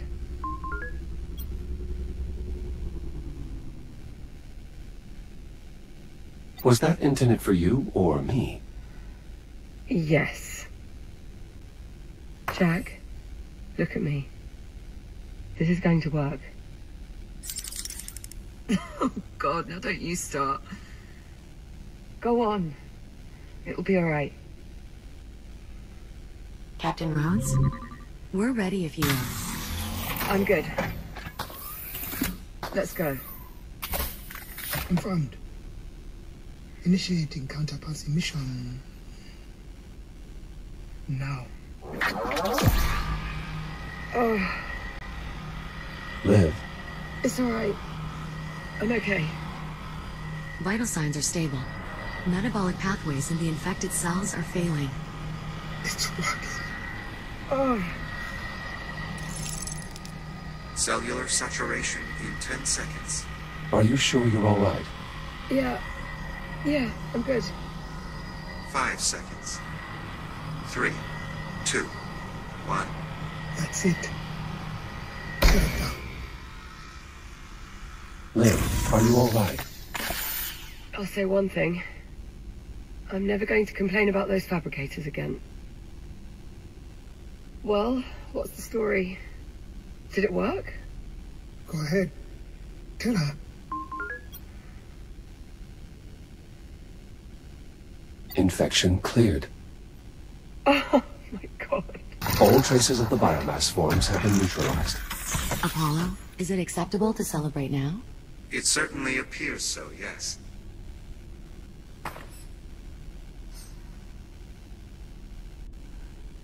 Harlan, thank you. Yes. Well, good then. So long as we are just floating here, do you mind if we keep walking? Now that we know the counterpass works, we should start working on better ways to administer it. Harlan? We'll need both focused and wide dispersion methods. Dr. Harlan. Let's draw up some schematics and feed them to the fabricators. I already have a number of ideas that I think could serve. Dr. Harlan.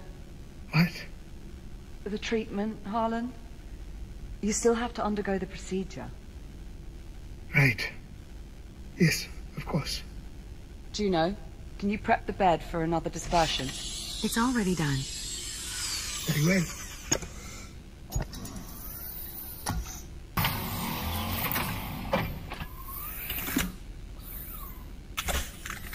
Would you like Jack to hold your hand as well? Start the procedure. Very well. Stand by.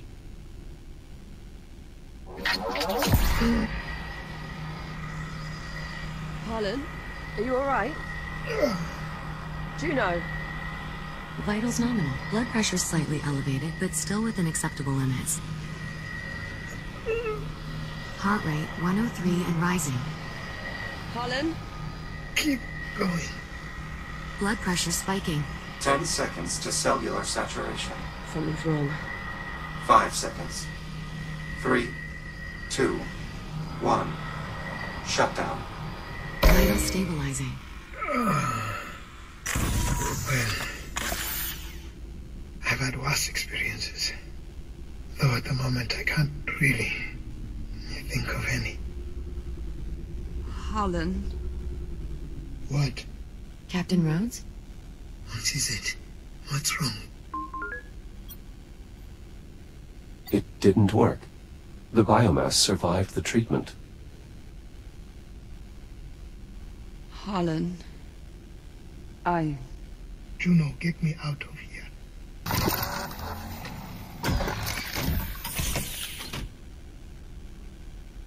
I'll reset the biobed. We can try again. No. Perhaps the metrics were somehow altered between the two tests. Juno. Or maybe some cases simply require more than one cycle before clearing. Juno, stop. This isn't right. The treatment should have cleared both of us. Apollo. Yes, Doctor? The biomass sample we were testing earlier, where was it from? That particular sample was extracted from the wreckage of the Estrella. So it was the more primitive strain. That is correct. I need a specimen from this time period. Something off the station. I believe there is a sample from the research facility already seated in the cradle. Rotate the sample into position. Affirmative. Alright, run the test again. Same parameters as before. Understood. Ready to execute. Do it.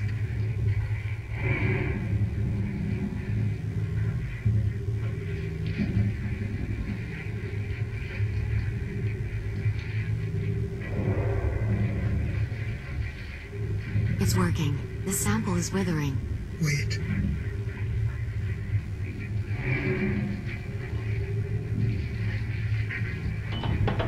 Treatment. Ineffective. Yeah, you don't say.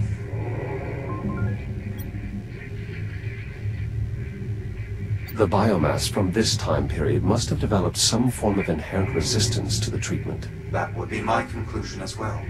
The treatment eliminates the biomass from the past, but any form from this time period, it will only paralyze. Though at the moment, I can only speculate as to why this might be the case. It's because it evolved.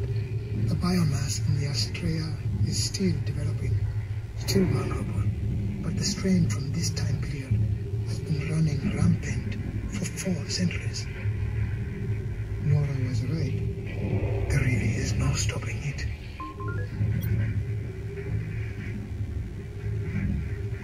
The biomass really evolves that quickly. That's practically its defining characteristic. Well, that and its tendency to indiscriminately devour everything it touches. So that's it. We failed. No. We didn't fail. Harlan? Does he want us to follow him? I have no idea. But I'm going to. Harlan?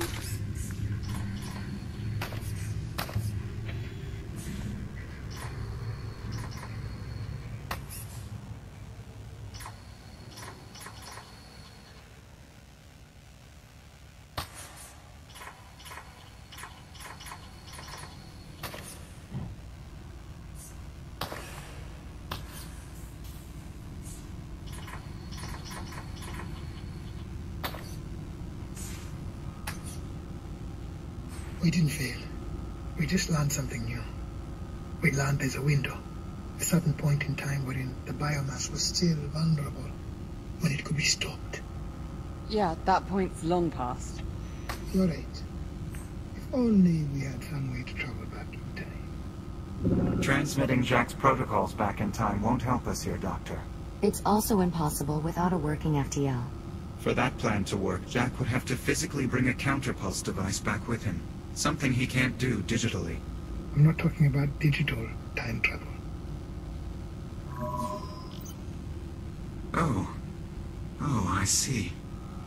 Where have I seen this before?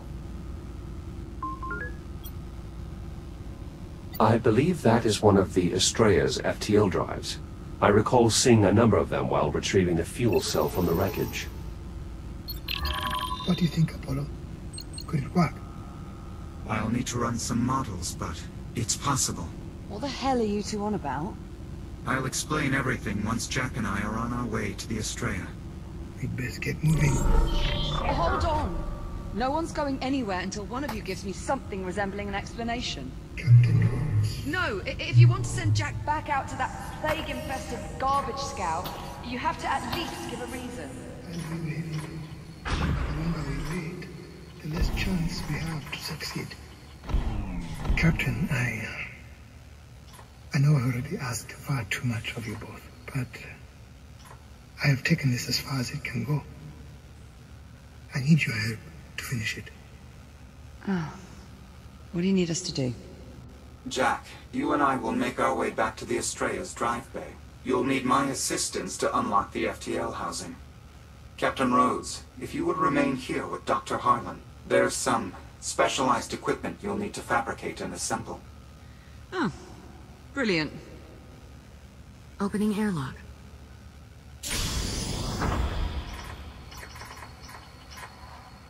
Jack, good luck. Let us know when you've reached the Astrea. Copy that. Airlock cycling. Stand by. Watch yourself over there, Jack. Don't let those ticks give you too much hassle. I'm actually more concerned that I'll somehow damage the FTL and destroy the ship. And now so am I. No need for concern, Jack. I'll be there to supervise. I've never had an FTL overload on my watch. Really only takes one, though, doesn't it? Just be careful, Jack. And before you ask, yes. That's an order.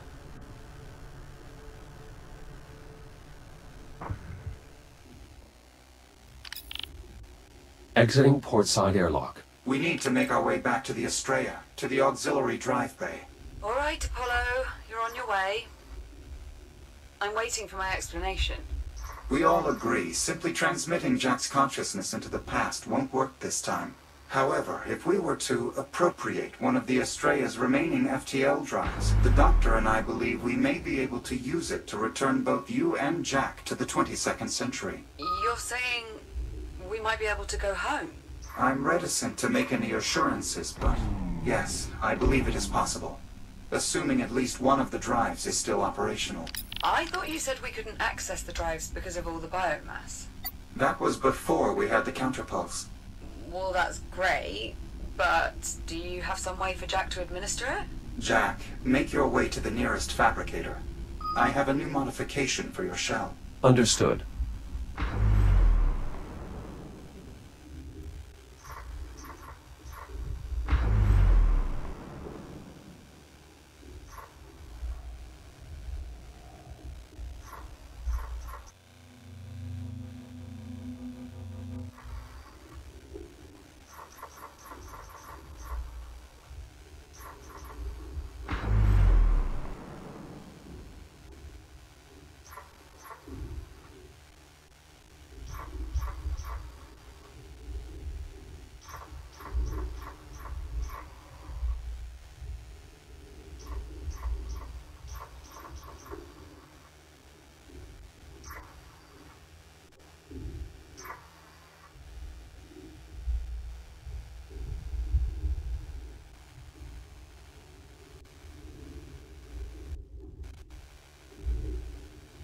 The fabricator is just to the left of the bridge entrance.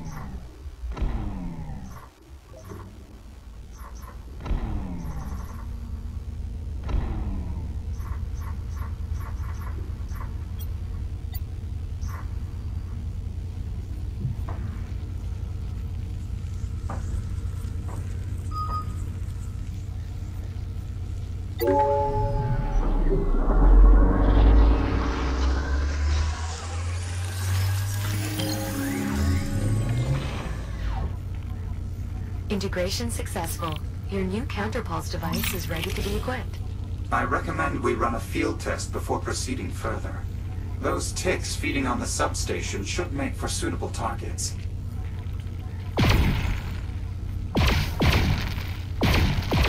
Field test successful. It's a weapon?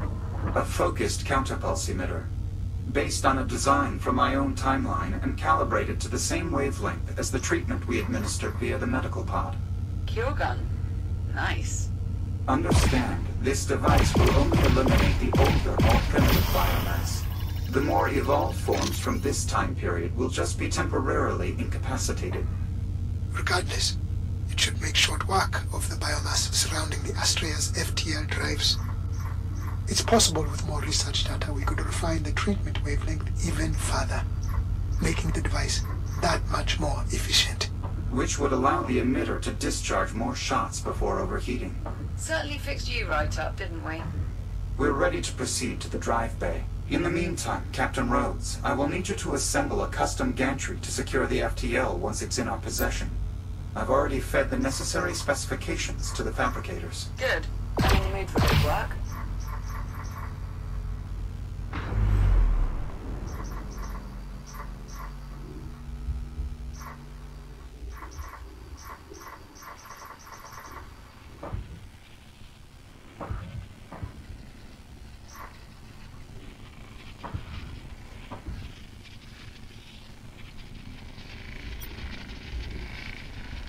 If even one tick begins feeding on these radiation dampeners, they lose power.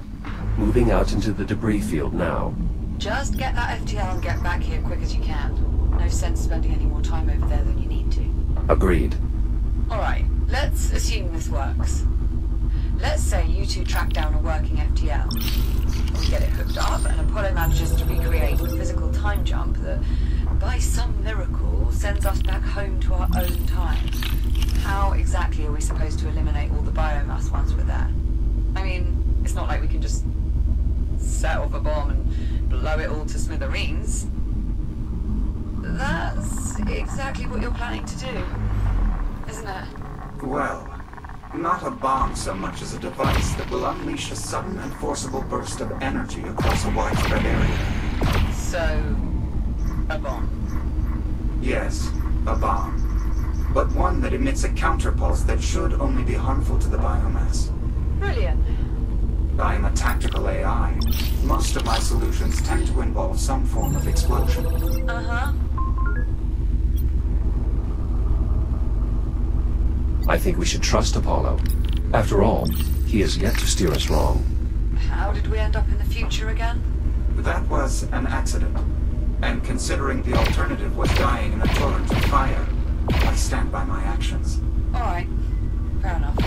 But who's gonna build this cure bomb of yours? I mean, I could do it, but my hands are a bit tied at the moment. I can easily repurpose existing equipment to construct a counterpulse dispersion catalyst. Cure bomb. Very well. Cure bomb.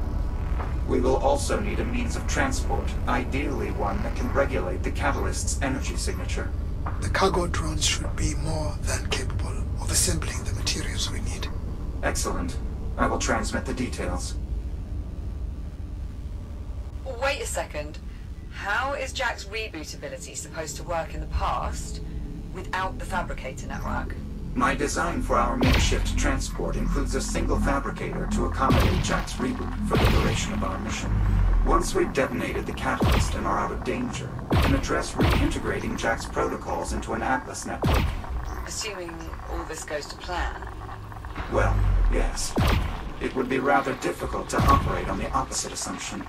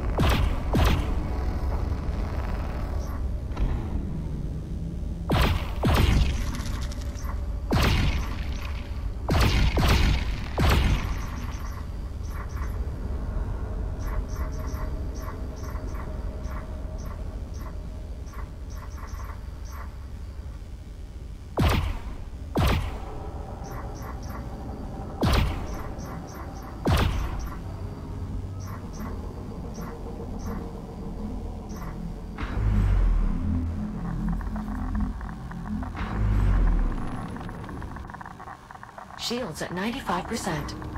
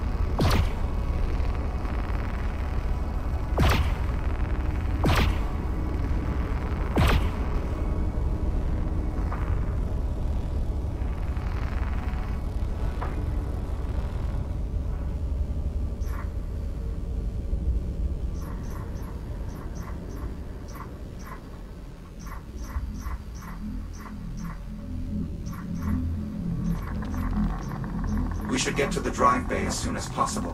The longer we wait, the less likely we are to find a suitable FTL for our mission.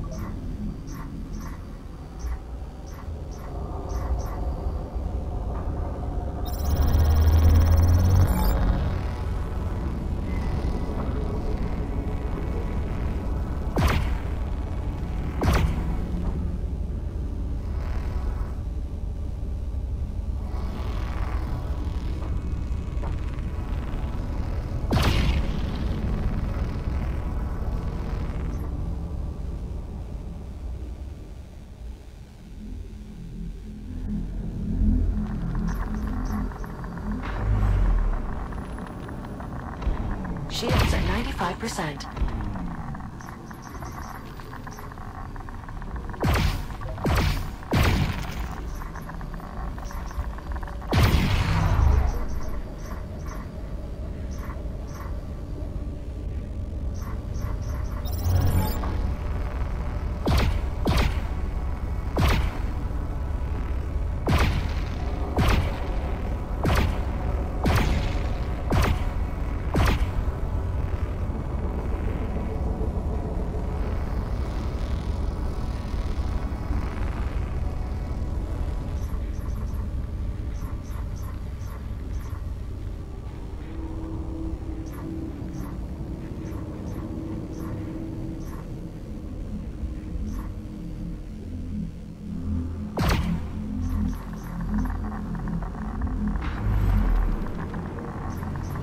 Shields at 95%.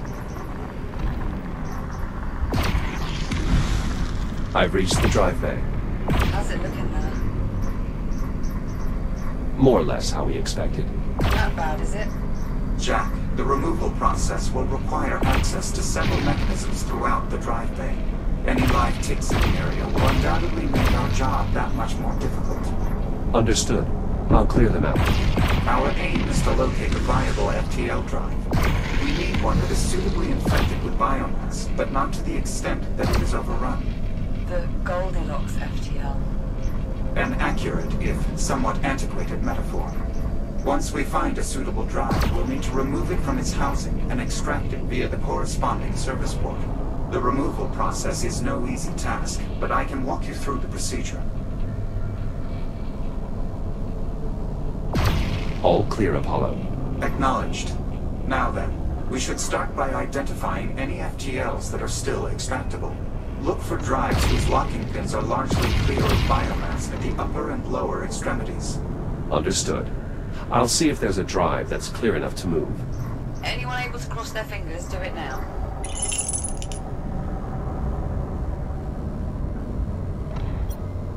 This terminal controls the drive? Yes. Eventually, the terminal will allow you to move the drive along its service channel. For now, however, there is still the matter of finding an extractable drive.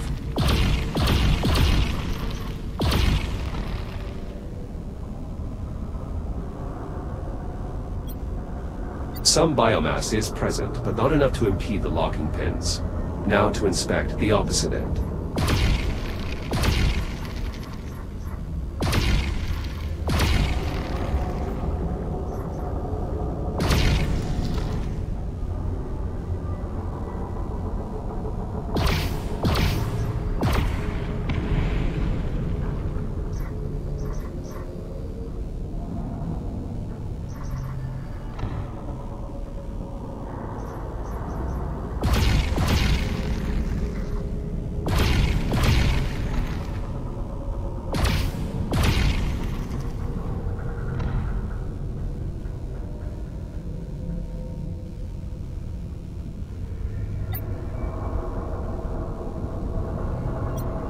Excessive biomass infestation.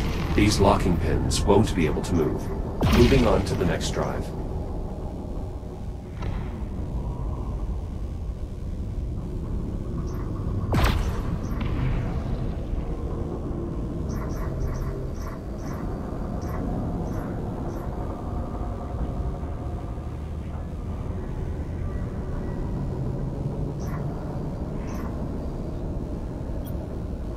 No use.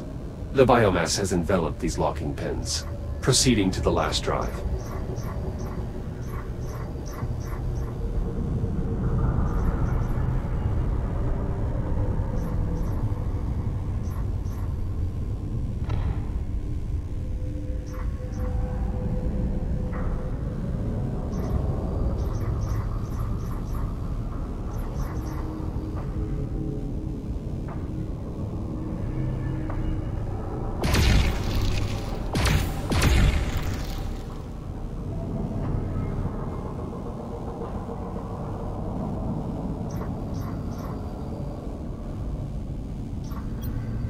The locking pins on this end also appear to be free of any obstruction. Confirmed. Cursory inspection verified. Internal biomass growth is also suitable for our needs. Is that our winner? It certainly appears so. So we're good to go. Nearly. The FTL will first need to be primed, which requires filling the drive with an ionized fluid and stimulating a hybrid voltaic reaction. Is that as dodgy as it sounds? Priming the drive is a fairly standard procedure. Moving a drive after it's been primed is most certainly not. How do we start the procedure? The drive controls are offline. You'll need to initiate the process manually. Look for an access panel on the side of the FTL drive.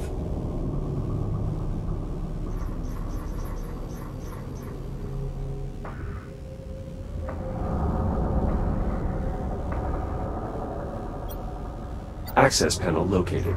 You'll have to cut your way in. Pull the lever inside and the drive will begin priming. Once the injection process is complete, I will funnel all remaining power in the drive bay to the FTL.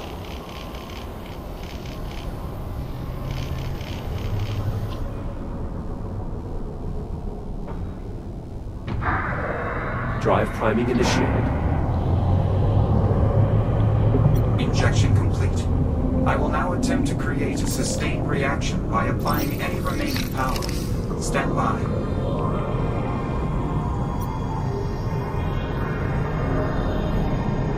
Sustained reaction achieved. We're ready to remove the drive. Outstanding. What's next, Apollo? The FTL drive is held in place by locking mechanisms at its upper and lower extremities. They must be manually released before the drive can be removed. Got it. I'll release the locks. The release mechanisms are housed within the drive moorings at both the top and bottom of the chamber.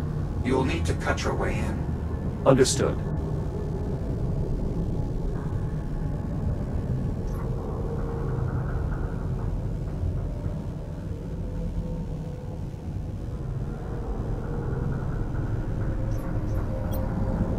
The drive's locking mechanism is inside this housing? Correct. You'll need to cut through to open the cover.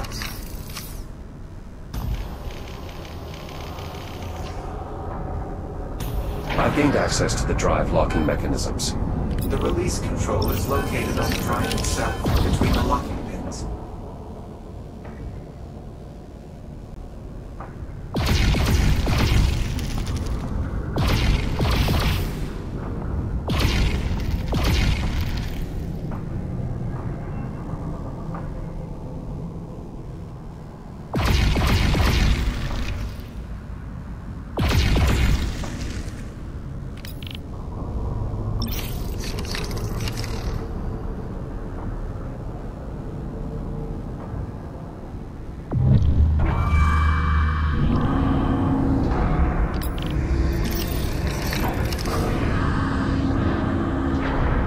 Upper locking mechanism released. Good. Once you release the lower lock, the drive should come free.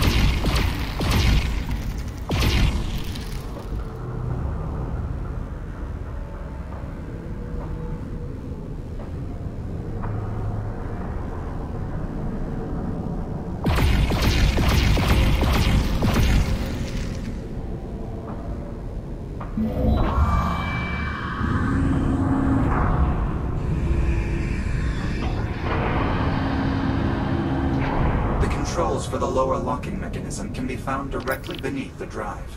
Drive unlocked. Excellent. I've repowered a nearby control panel so you can complete the removal procedure. The controls will allow you to position the drive so it can be easily removed via cargo drone.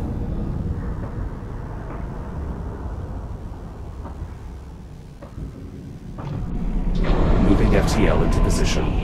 Steady on there, Jack. That's our ride home. Once the drive reaches the outer wall, you can open the... Jack, be advised. Ticks inbound. Stand by. I'll deal with them. Tick threat neutralized. Resuming removal process at the control tower. Once the drive reaches the outer wall, you can open the service port to make the drive available for retrieval. They must have been drawn out by the drive's substantial energy signature. The drive is in position. How do I open the service port? Multi-operator release controls on either side of the hatch.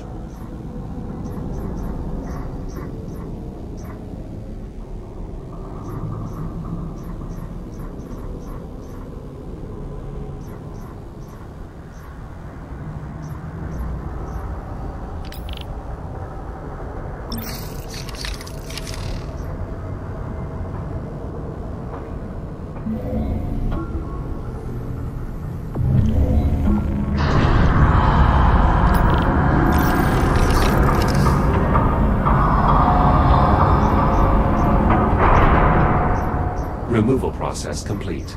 The FTL drive is ready to be extracted. Good work, Jack. Drones are on their way. Copy that.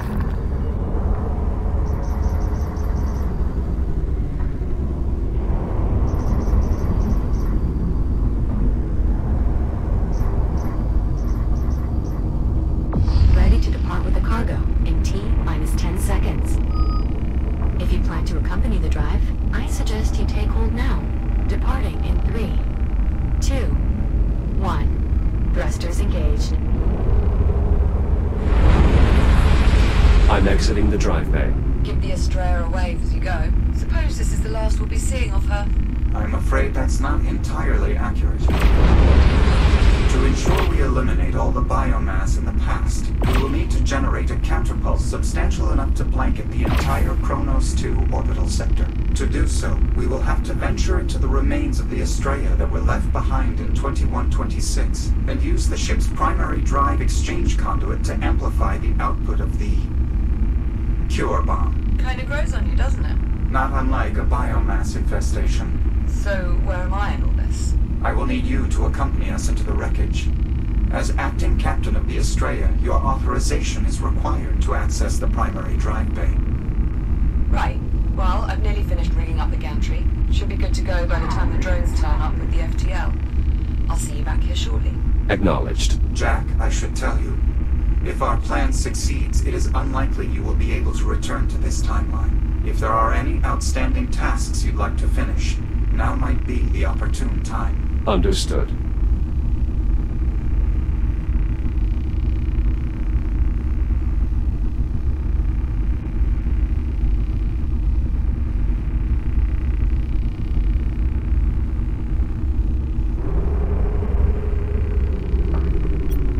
This will transport not only the Cure Bomb, but also the captain and myself? Correct. It won't be particularly fast. Or comfortable. But it should be safe. Still, Captain, for posterity, you'll want to stay clear of the thrusters. Though your suit should be more than capable of... Don't worry, Juno. I'll only cozy up to the thrusters and not chilling. Facetiousness aside, I doubt that will be an issue. Our intended date of arrival corresponds with the Estrella's wreckage still burning through a sustained plasma reaction. Radiation levels will be quite high. The transport's dampener, however, will... When did you two become a pair of doting parents? I get it, though. I'll be careful. Thank you.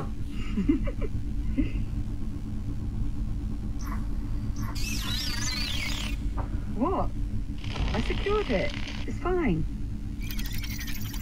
Don't get cheeky with me. Alright, Doc. The gantry's rigged up. I think we're all set here. Jack, I want to remind you again. Once we start this process, we are effectively locked in. Your shell will be exclusively paired to the fabricator on the rear of the transport rig. If you exceed its range, you will be forced to reboot. If you have any remaining tasks you'd like to address, This is your final opportunity. I understand. I'm ready to begin. Very well. Moving FTL into position. Everyone, keep clear. Will do. Clamps are set. Bring her in.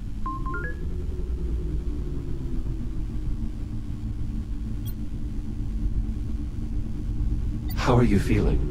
Better, actually. It's weird. I didn't notice how much the infection was affecting me until I was rid of it. Imagine if the disease had had time to progress. I'd really rather not. Drive secured. Confirmed. Connection established. The FTL is now linked to the station's power grid. Reading vigorous biomass activity within the drive. The infection is feeding off the FTL's energy field. I assume that's good. It's expected. Begin diagnostic and compatibility check.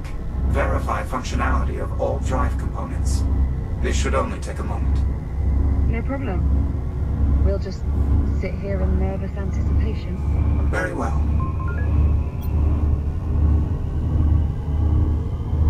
You're concerned? About having every molecule in my body yanked across all space and time. I'm a little nervous, yeah. The odds of success are surprisingly favorable, especially when one considers all the variables at play. Suppose we can work with that. Diagnostic and compatibility check complete. Stand by while I reconfigure the FTL's drive settings to mirror the exact conditions that first sent the Estrella back in time. Dr. Harlan? Yes, we have to get clear of the platform. I know. Well, I guess this is it. So it would seem. Captain, I want to say I'm sorry. I was wrong to keep you in the dark as long as I did.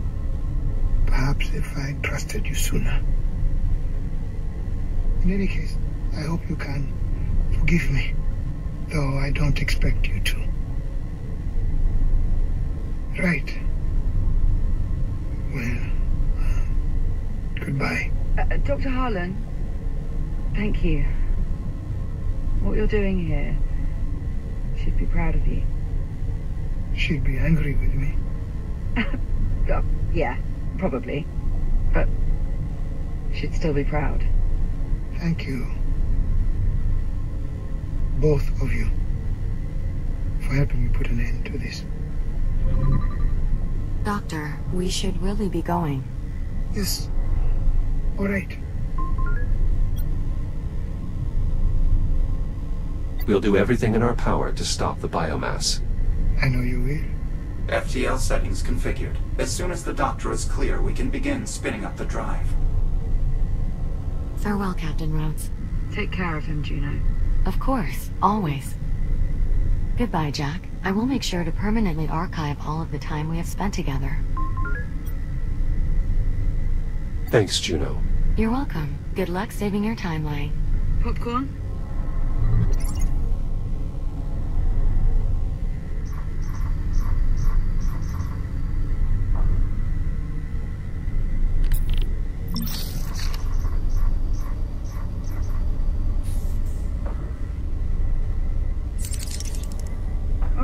It's okay. Well, what do you say, Jack? You ready for this?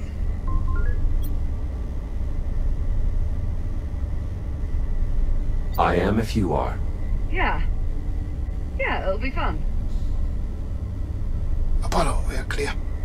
Very well. Commencing final jump prep. Listen. I realized I never properly thanked you. Well, everything. You'd have done the same for me. Hibernating for 4 centuries might have been a bit tricky for me to pull off. You'd have found a way. FTL spin-up complete. Drive reports green. Remember, you need to trigger the device before the Ithaca reaches the infected zone. That should be enough to alter the course of events. Prevent the biomass from spreading Understood. We'll get it done. Transferring manual control to transport. Ready to execute, John. Godspeed. To you both. All right, Jack.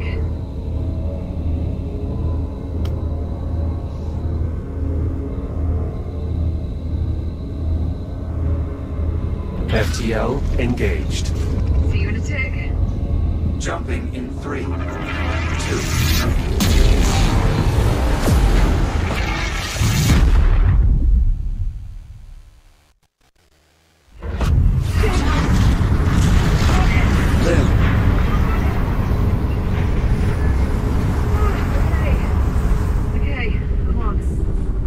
Are you all right? Yeah, no, I'm okay. It's just... Holy shit. That was... Incredible. I was going to say terrifying. But yeah, also pretty incredible. What about you? You alright? Of course. I've become somewhat of an expert when it comes to temporal displacement. Though for my own part, I must say the physical method of time travel is significantly more turbulent. God, look at this place.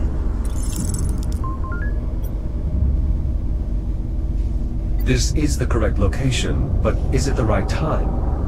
I think he was talking to you there, Apollo. Cross-referencing astrometric positional data. Stand by. Confirmed. We have arrived just prior to the Ithaca's approach. I think I see her.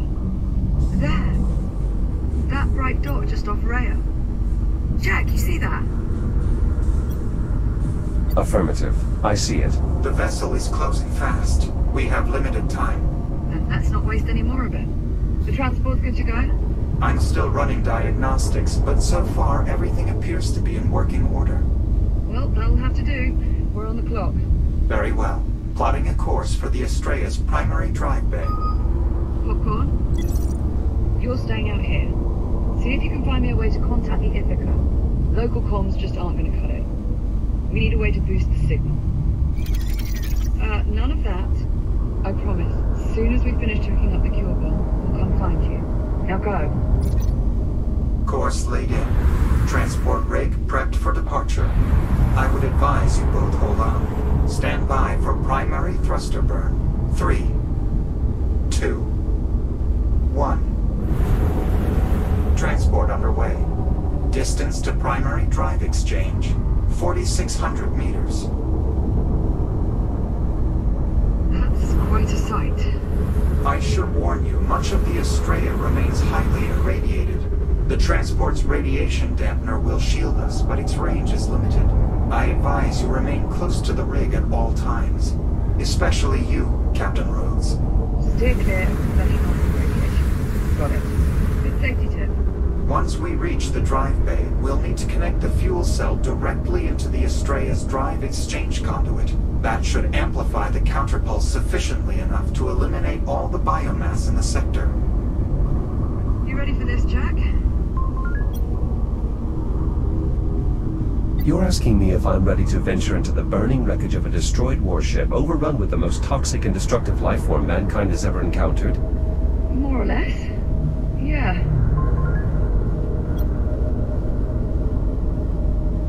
I'm not certain one can truly prepare for that scenario.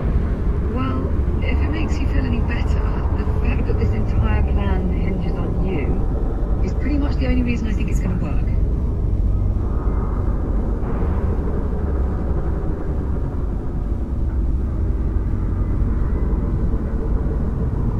Approaching the Estrella's outer hull. Brace for deceleration. Better hold on to something.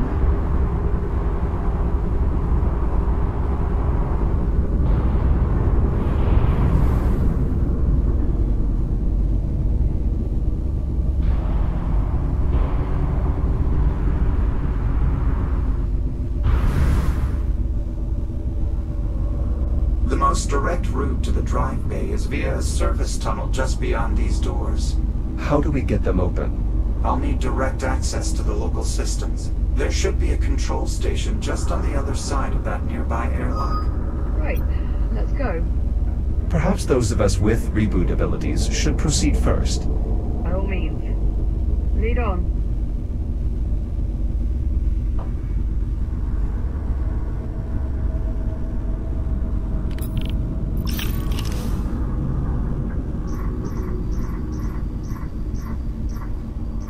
How does this area still have power? There are multiple redundancies in place to protect the engineering deck from power failure, even in the event of catastrophic structural damage. As you can see. Good news for us. Not entirely. If the local power grid is still active, that means the biomass is as well. Couldn't let me have just one bright spot, could you?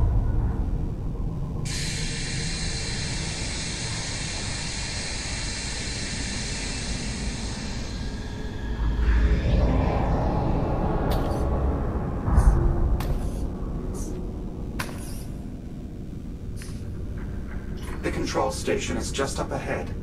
No sign of any significant biomass activity. How long do you suppose that'll last? Based on previous experience, probably not as long as we'd prefer.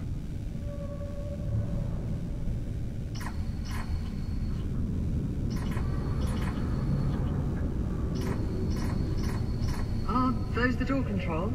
Affirmative. They must have suffered some form of mechanical failure. Yeah, I think so, do you? Try the emergency release. You'll have to cut your way in. Copy.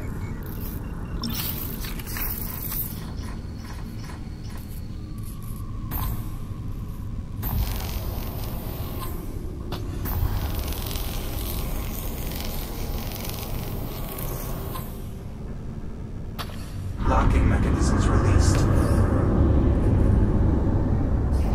Doors open. Area clear. No biomass presence.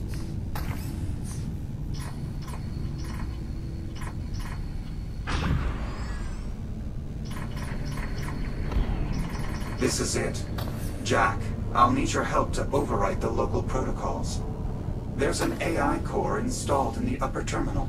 Remove it and place it in the overwrite slot. Copy that.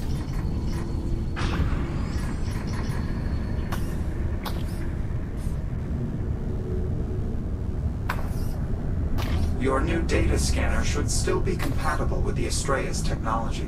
Core secured. Data port open. Commencing upload.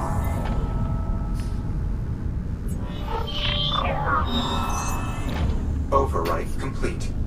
Once you return the core to the upper terminal, I should have full access to all local systems.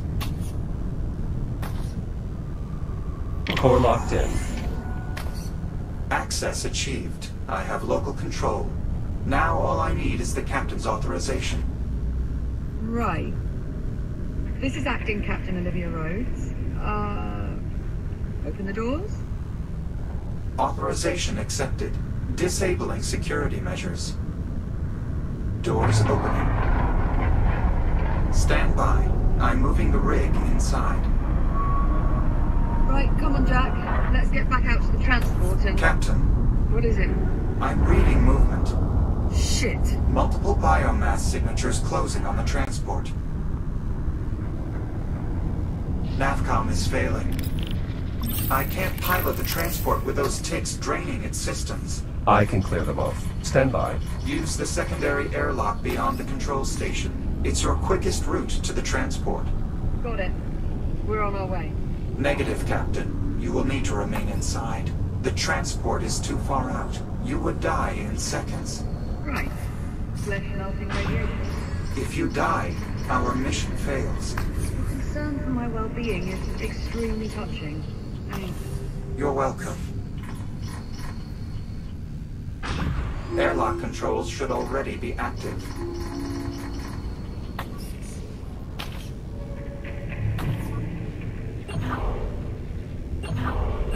Cycling airlock. Stand by. Might want to ready that counterpulse gadget of yours, Jack. Affirmative. I'll signal you when it's all clear. I'm gonna just back up a bit here. Good luck. I count 3 tick forms on the transport jack. You'll need to neutralize all of them in order for me to regain control. Acknowledged. That should be all of them. Apollo, can you confirm? Confirmed. Transport power flow nominal. I've regained operational control. Make sure you pull up nice and close. I prefer my insides remain unliquefied. Not to worry, Captain. You'll be well within the dampener's radius.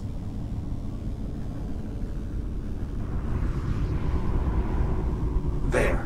That should be more than sufficient for the captain to safely board. Liv, you are clear to exit. Copy that.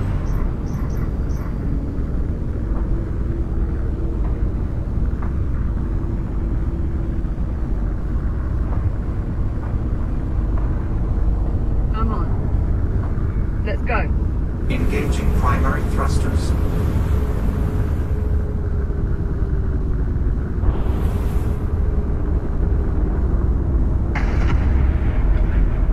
Be advised. Adjusting course.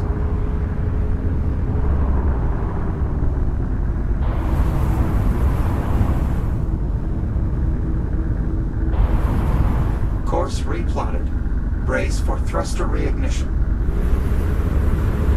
Jack, I suggest keeping your counterpulse emitter armed.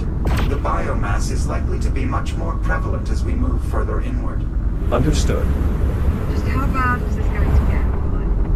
The primary drive bay is one of the most energy-intensive areas on the entire ship. We should expect the biomass infestation to be proportionally dense. You know, you could just say it's going to get really bad. I thought that was what I said. We appear to have another sealed door ahead. Affirmative. You have a plan for getting it open? I'll do. Yes. My newfound control of the local systems is more extensive than I anticipated. Certainly a welcome change of pace. Though rather short-lived, I'm afraid. I expect the door to the primary drive bay will require a bit more effort to open. I wouldn't want us to get spoiled.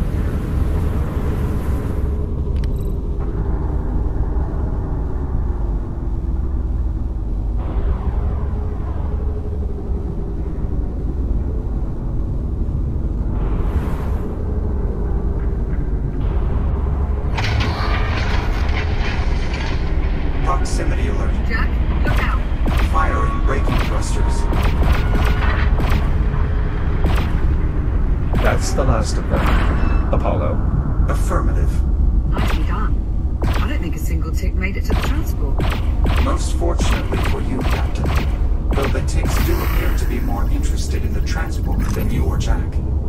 Preparing to resume course. Please hold on. We're on. Let's go.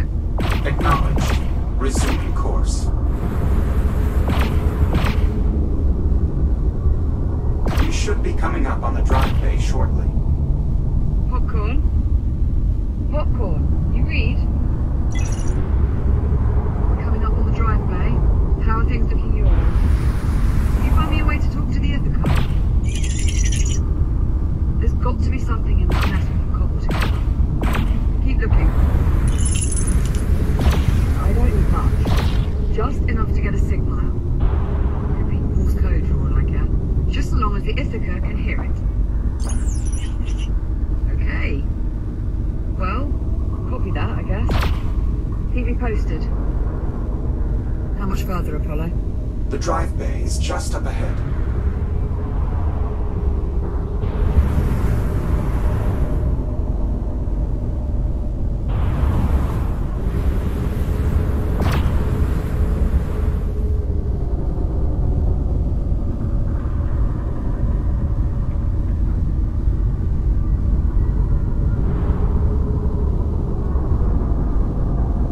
Tracking movement ahead. More ticks inbound.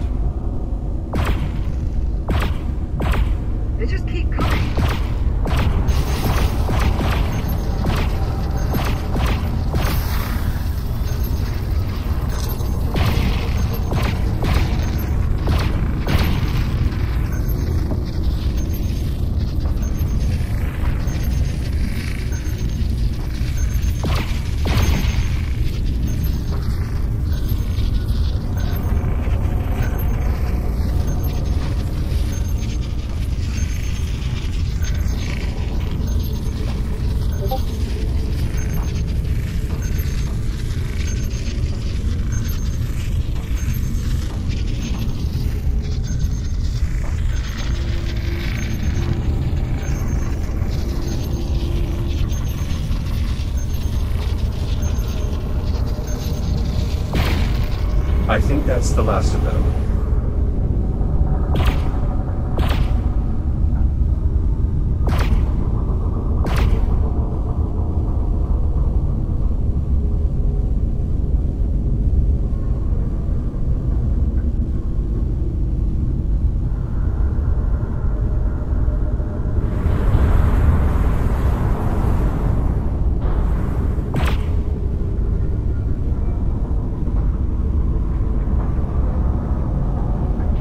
Destination.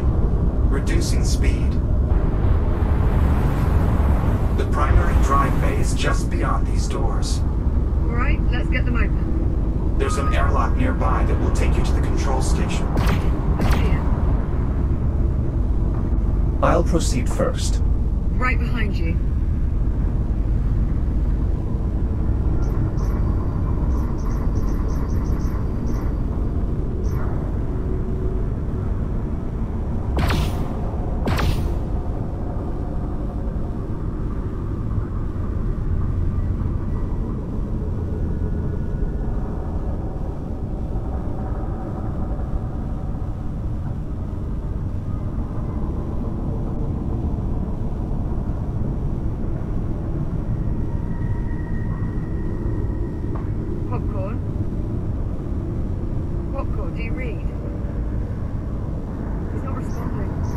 Radiological interference from the Estrella is disrupting our local comms.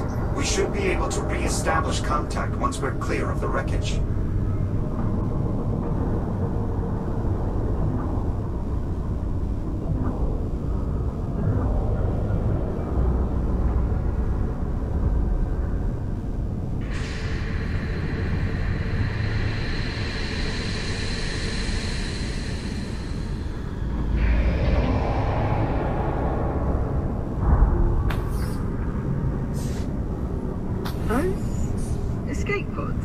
That's correct.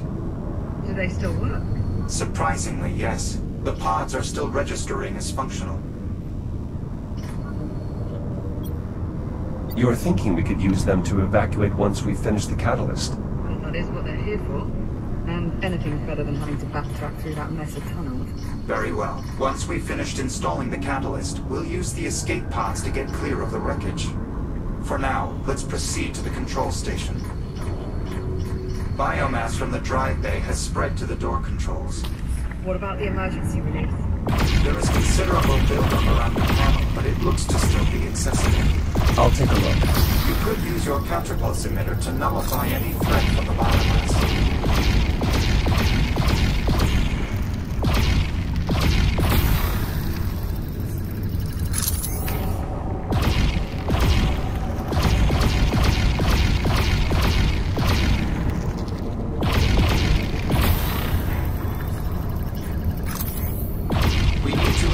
The emergency release panel.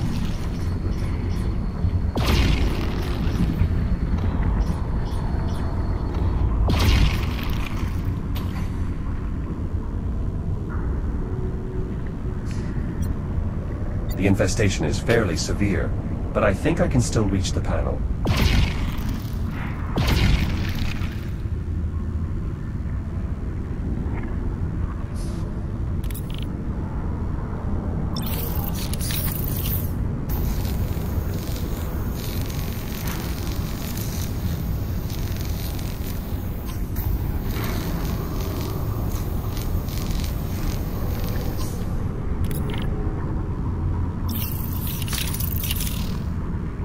Got it. Opening door. Through here.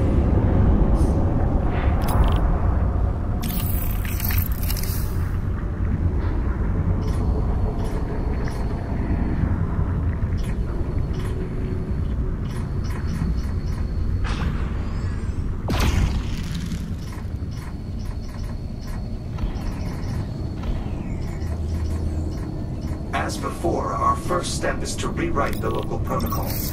The procedure is identical to the one we performed earlier. Where's the AI core? It's not in the terminal. One of the engineers must have removed it during the initial outbreak, an attempt to seal the drive bay. It's likely the core is still close by. We should search the adjoining rooms. Expect considerable biomass presence. You go, I'll keep an eye on the transport. I won't be long.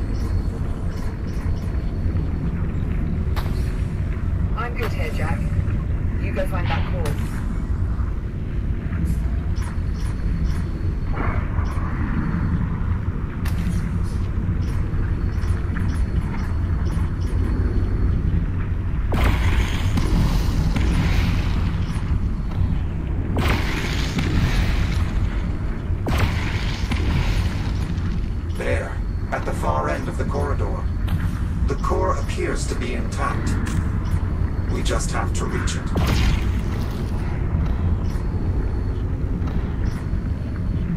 Got it. Liv, I have the core. I'm heading back to you. Copy that. See you shortly.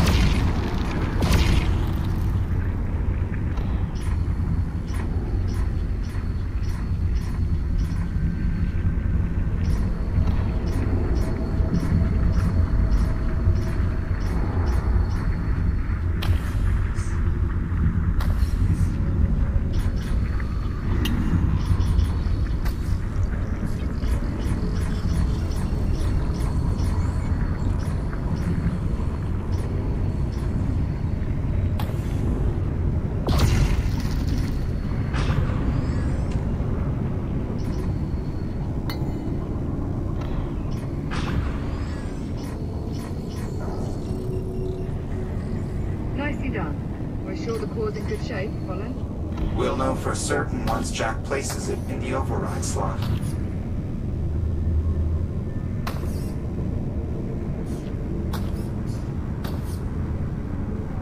Core in place.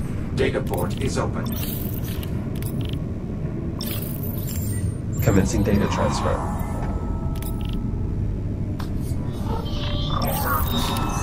Override successful. Copy. Returning core to upper terminal. Core locked in. Protocol remapping successful. Local access granted. I can now open the drive bay. On your authorization, Captain. Right. This is Acting Captain Olivia Rhodes. Open the drive bay. Authorization accepted. Security measures lifted.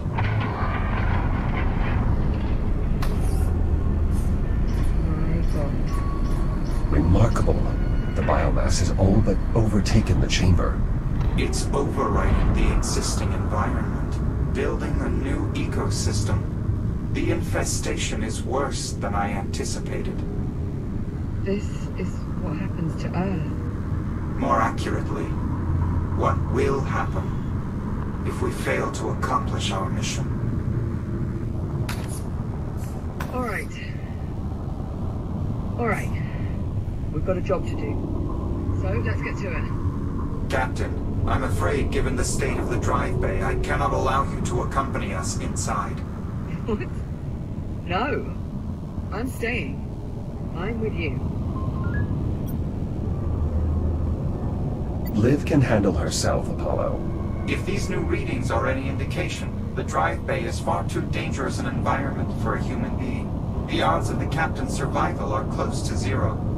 And that is not an exaggeration. Right. Well, I suppose as far as arguments go, that's not the worst.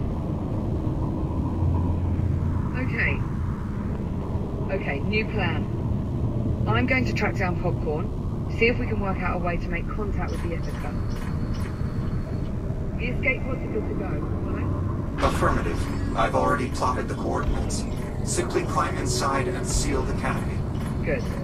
Keep this comm channel open. I don't care if the signal gets faulty. I want constant communication. Understood. Come on, let's get you back to the airlock.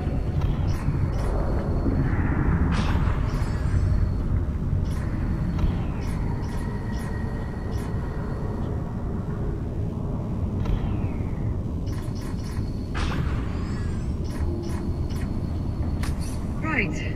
I'm off to go and be shot into space at what I'm sure is a totally safe velocity. I'll be right behind you. Yeah, you better have.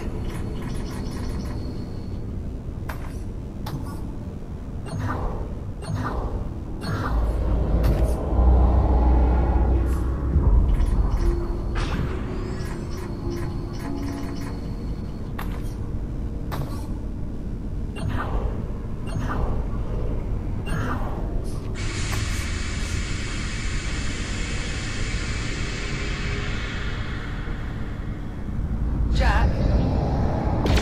Good luck. You too, Olivia. Be sure to come back in one piece, yeah? I assume that's an order. Bloody well right it is. Transport is ready to depart. I will do my utmost to navigate a safe route through the drive bay. All right, I'm on board.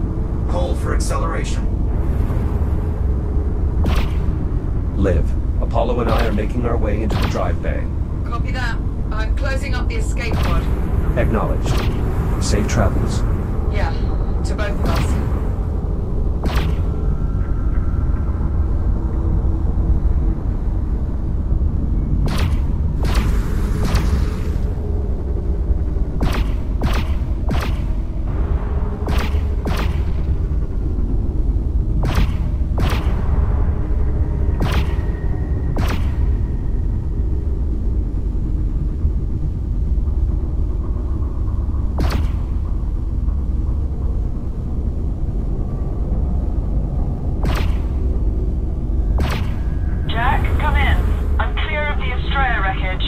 Are you all right? Ride was a touch shaky, but I'll manage. Still no sign of Popcorn. Nothing on comms either.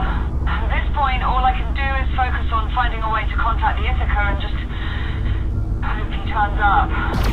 I'm sure he will. Yeah. Right then, I'll keep you posted.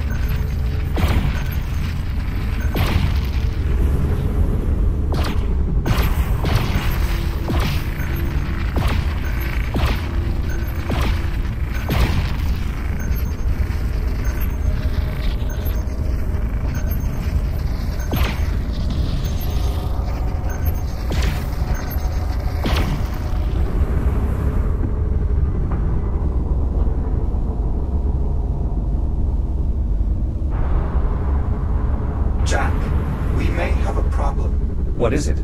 Power to the drive exchange conduit appears to have been cut off. The conduit must be fully powered if we are to sufficiently amplify the counterpulse blast wave. What are our options? Our best course of action is to try and reroute power from another system. Then let's do it. There's a junction nearby that should still be functional. Adjusting course. Hold on. Liv, we've run into a power flow issue. We have to briefly divert course. Do what you have to do, but do it fast. The Ithaca fleet is getting close. I make out at least 3 more ships in the distance. How close are we to making contact? Still working on it. There's just not that much to work with. If I could maybe find one of our old geosensors, I could split Liv. Might be enough to get a signal out. Liv, you're breaking up. Liv. Interference from the Estrella is disrupting the signal. Is there any way to get her back? I'm afraid there's not much I can do. However, the captain is actively working on boosting the comm signal to reach the Ithaca. If she succeeds, it's possible we'll be able to re-establish contact. Understood.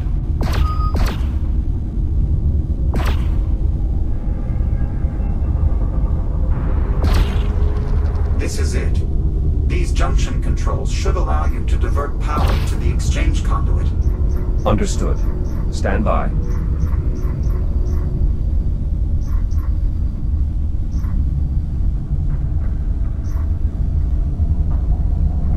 Power flow takes inbound. Shields at 30%.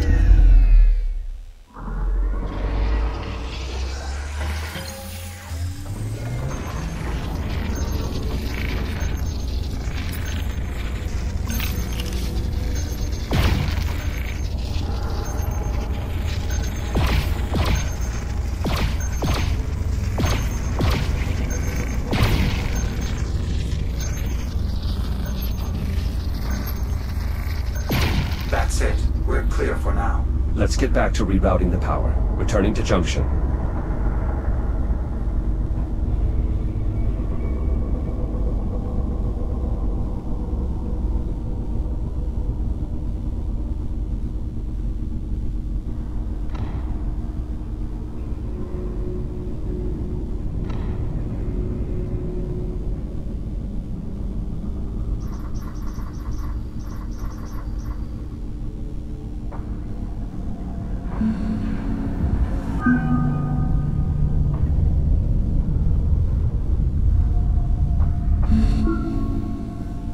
Power rerouted. The exchange conduit is operating at maximum capacity. Well done. Return to the transport and we'll proceed onward.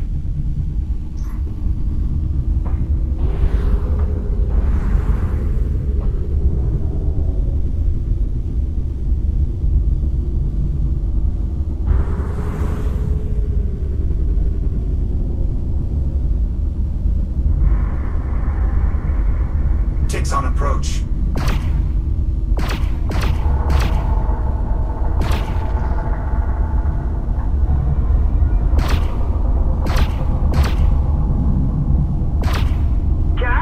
Jack, do you copy? Liv, say again. There's too much interference.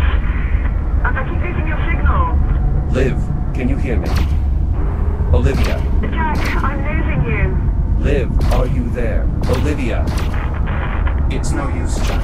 She's not receiving us. Incoming multiple ticks.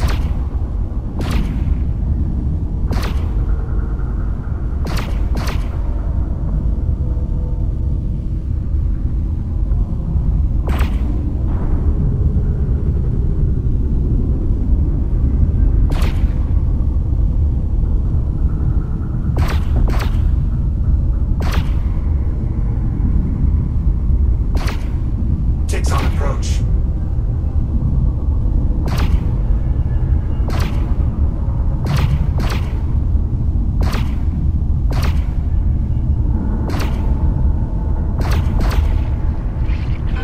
Shields at 95%.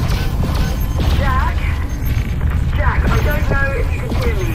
Liv, I read you. If there's any chance you can still hear this, I'm going to keep working on the comms, but if I can't... Liv. Jack, we need to focus. We're closing in on the exchange conduit.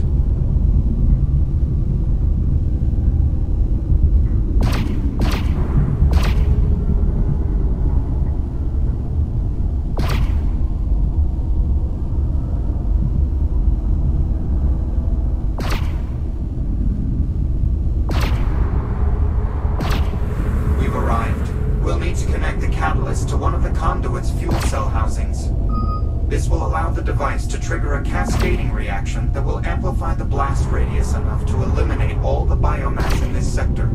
Does it matter which housing we use? We should start by identifying which housings are still operational. Look for any housings with a working data port and call them out. Got it. Negative on this housing. Agreed. What about housing B3? Negative. There's too much biomass clogging the mechanism. Alright, let's move on. Rampant infestation. Housing appears inoperable. A valid assessment. I'll circle the conduit so we can inspect the remaining housings.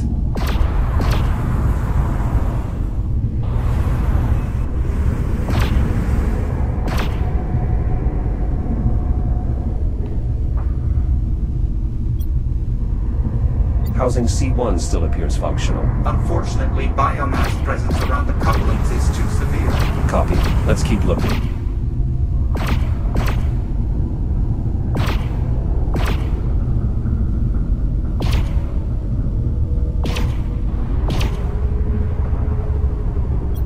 Housing D4 might still be salvageable. Biomass presence is moderate, but still enough to be a problem.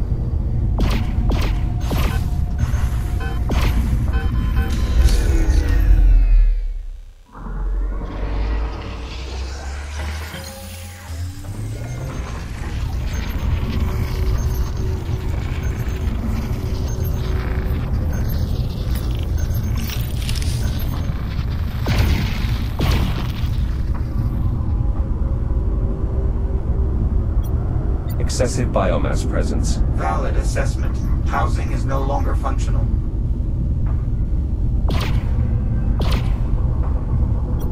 Significant biomass presence. Housing is unusable. I agree. Resuming flight path.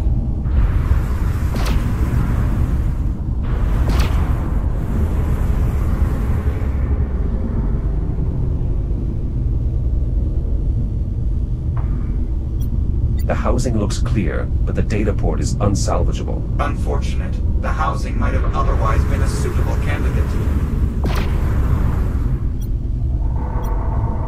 What about this housing? E3. I'm afraid not. The infection appears to have penetrated the outer casing. The internal components are likely teeming with biomass. This housing is far too infested. There's nothing we can do here. Yes, I'd have to agree. I think we can safely rule out this housing as well. I concur. Continuing orbit.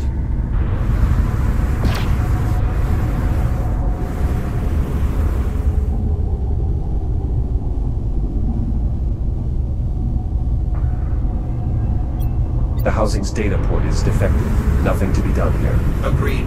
We seem to be running out of options. There are still housings left to inspect. Let's keep looking. There, housing G4. That looks to be our best option. Data port is functional. No visible infestation. I agree. That housing does appear to be our most optimal solution. Well spotted. All other housings appear either offline or infected. I believe this is our only chance. Can you bring us within damper range? Affirmative. Maneuvering thrusters engaged. Jack? Live. Her signal's only getting worse.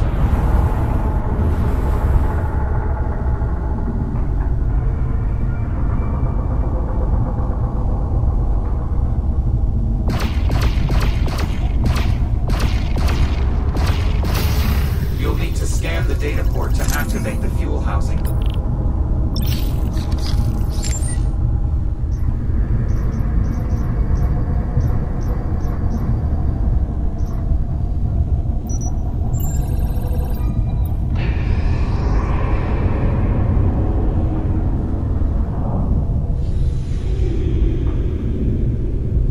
Housing open. Now, use the release controls to eject the old cell. Remember, both controls must be operated simultaneously. Copy.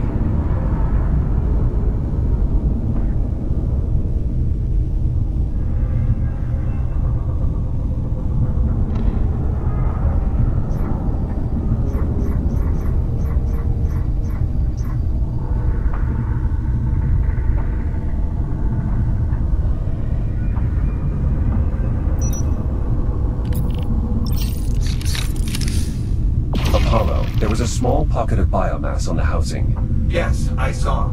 Well done neutralizing the infection. We should probably clear the remains. The nodule is small enough that you should be able to burn it away with your cutter.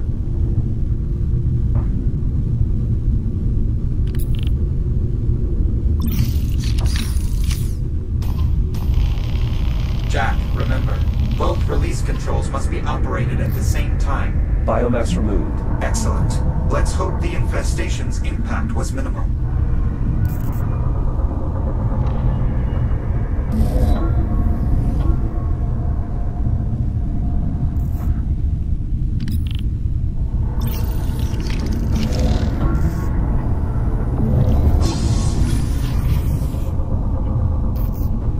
Fuel cell removed. Stand by while I align the transport to the housing. Please keep clear.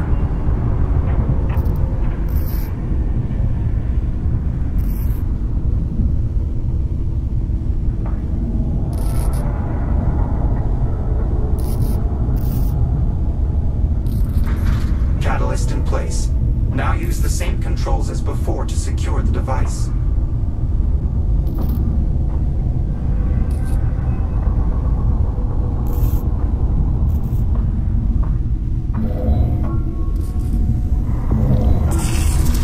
Apollo, what's happening? The power clamp's anode coupling failed to engage. Evidently, the biomass's impact was more substantial than we'd hoped. With the coupling disabled, we have no way to bridge the connection. Then we find a new solution. We have to. The Ithaca's almost here.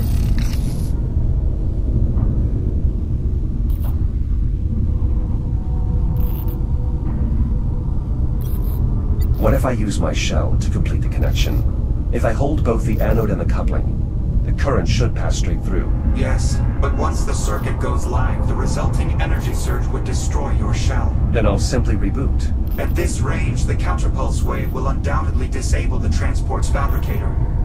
You would be unable to reboot. Are there any alternatives? We could try using the fabricator to construct something to bridge the gap. Though without access to the full archive of schematics, our options are exceedingly limited. Give me a moment to locate and print the most tenable option.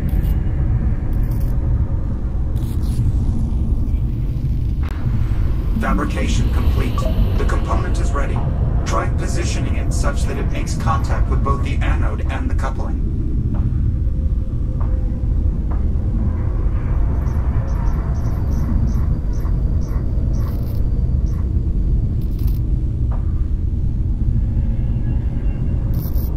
Energizing.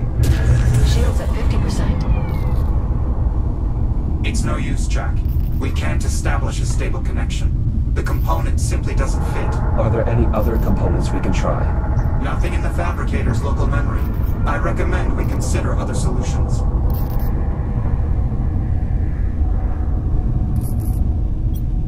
Apollo, can you fabricate another component? Affirmative. One moment. Fabrication complete, though I confess, I'm not sure I follow your reasoning.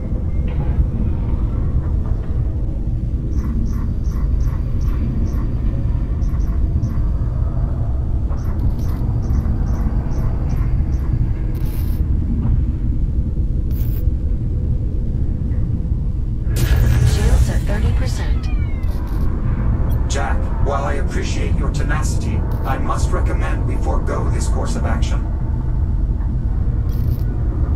There's no other option. I have to bridge the connection myself. I am sorry to say it, but I must concur. What do I need to do? Stand by while I prep the catalyst for diffusion.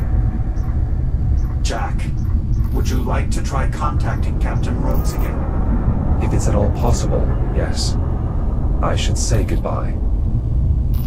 I will boost the signal as best I can. Liv?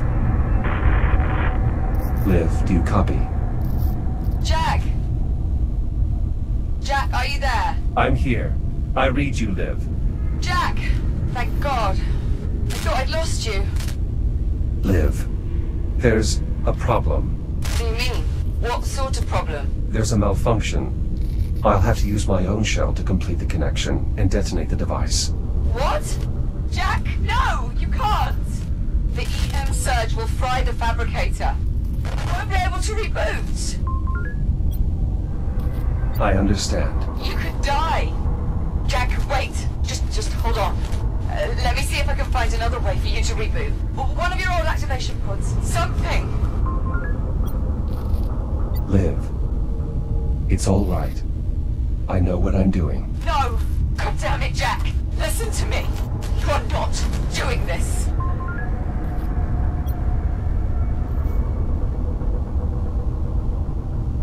This is the only scenario that can reasonably ensure your safety. Jack! No! And your safety, Captain, is my primary concern. Jack! Please! Circuit is now going live. Understood. No! No! Wait! Don't! There's still time! I can fix this! Jack! I can't let you do it, Jack! Jack, it's time. Jack, please! Don't leave me! Jack, you have to take hold of the anode and the coupling. Now. Apollo! Goodbye, Olivia. Jack!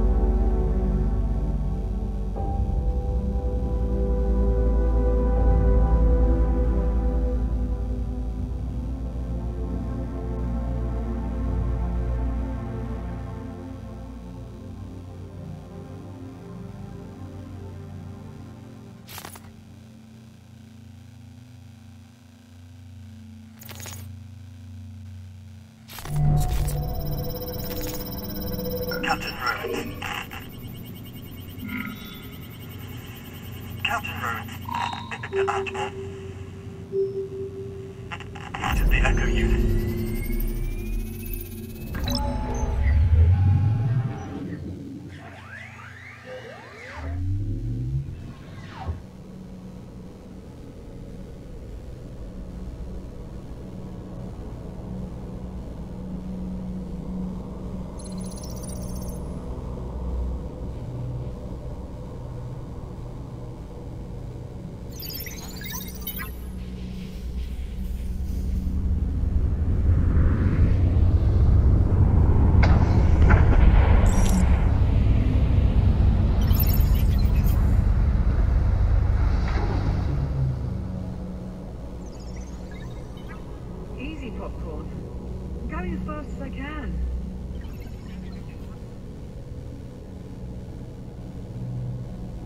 Jack? Oh my god. Jack. Jack, It's really you.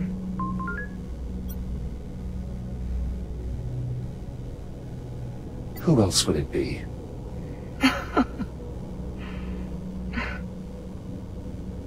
Everything's gonna be alright, Jack. Captain Rhodes. Captain Rhodes, this is Ithaca Actual. Do you have the Echo unit? Say again, Ithaca? I said, do you have him? That's affirmative, Ithaca. I have him. Copy that. Stand by for rescue. Come on, Jack. It's okay.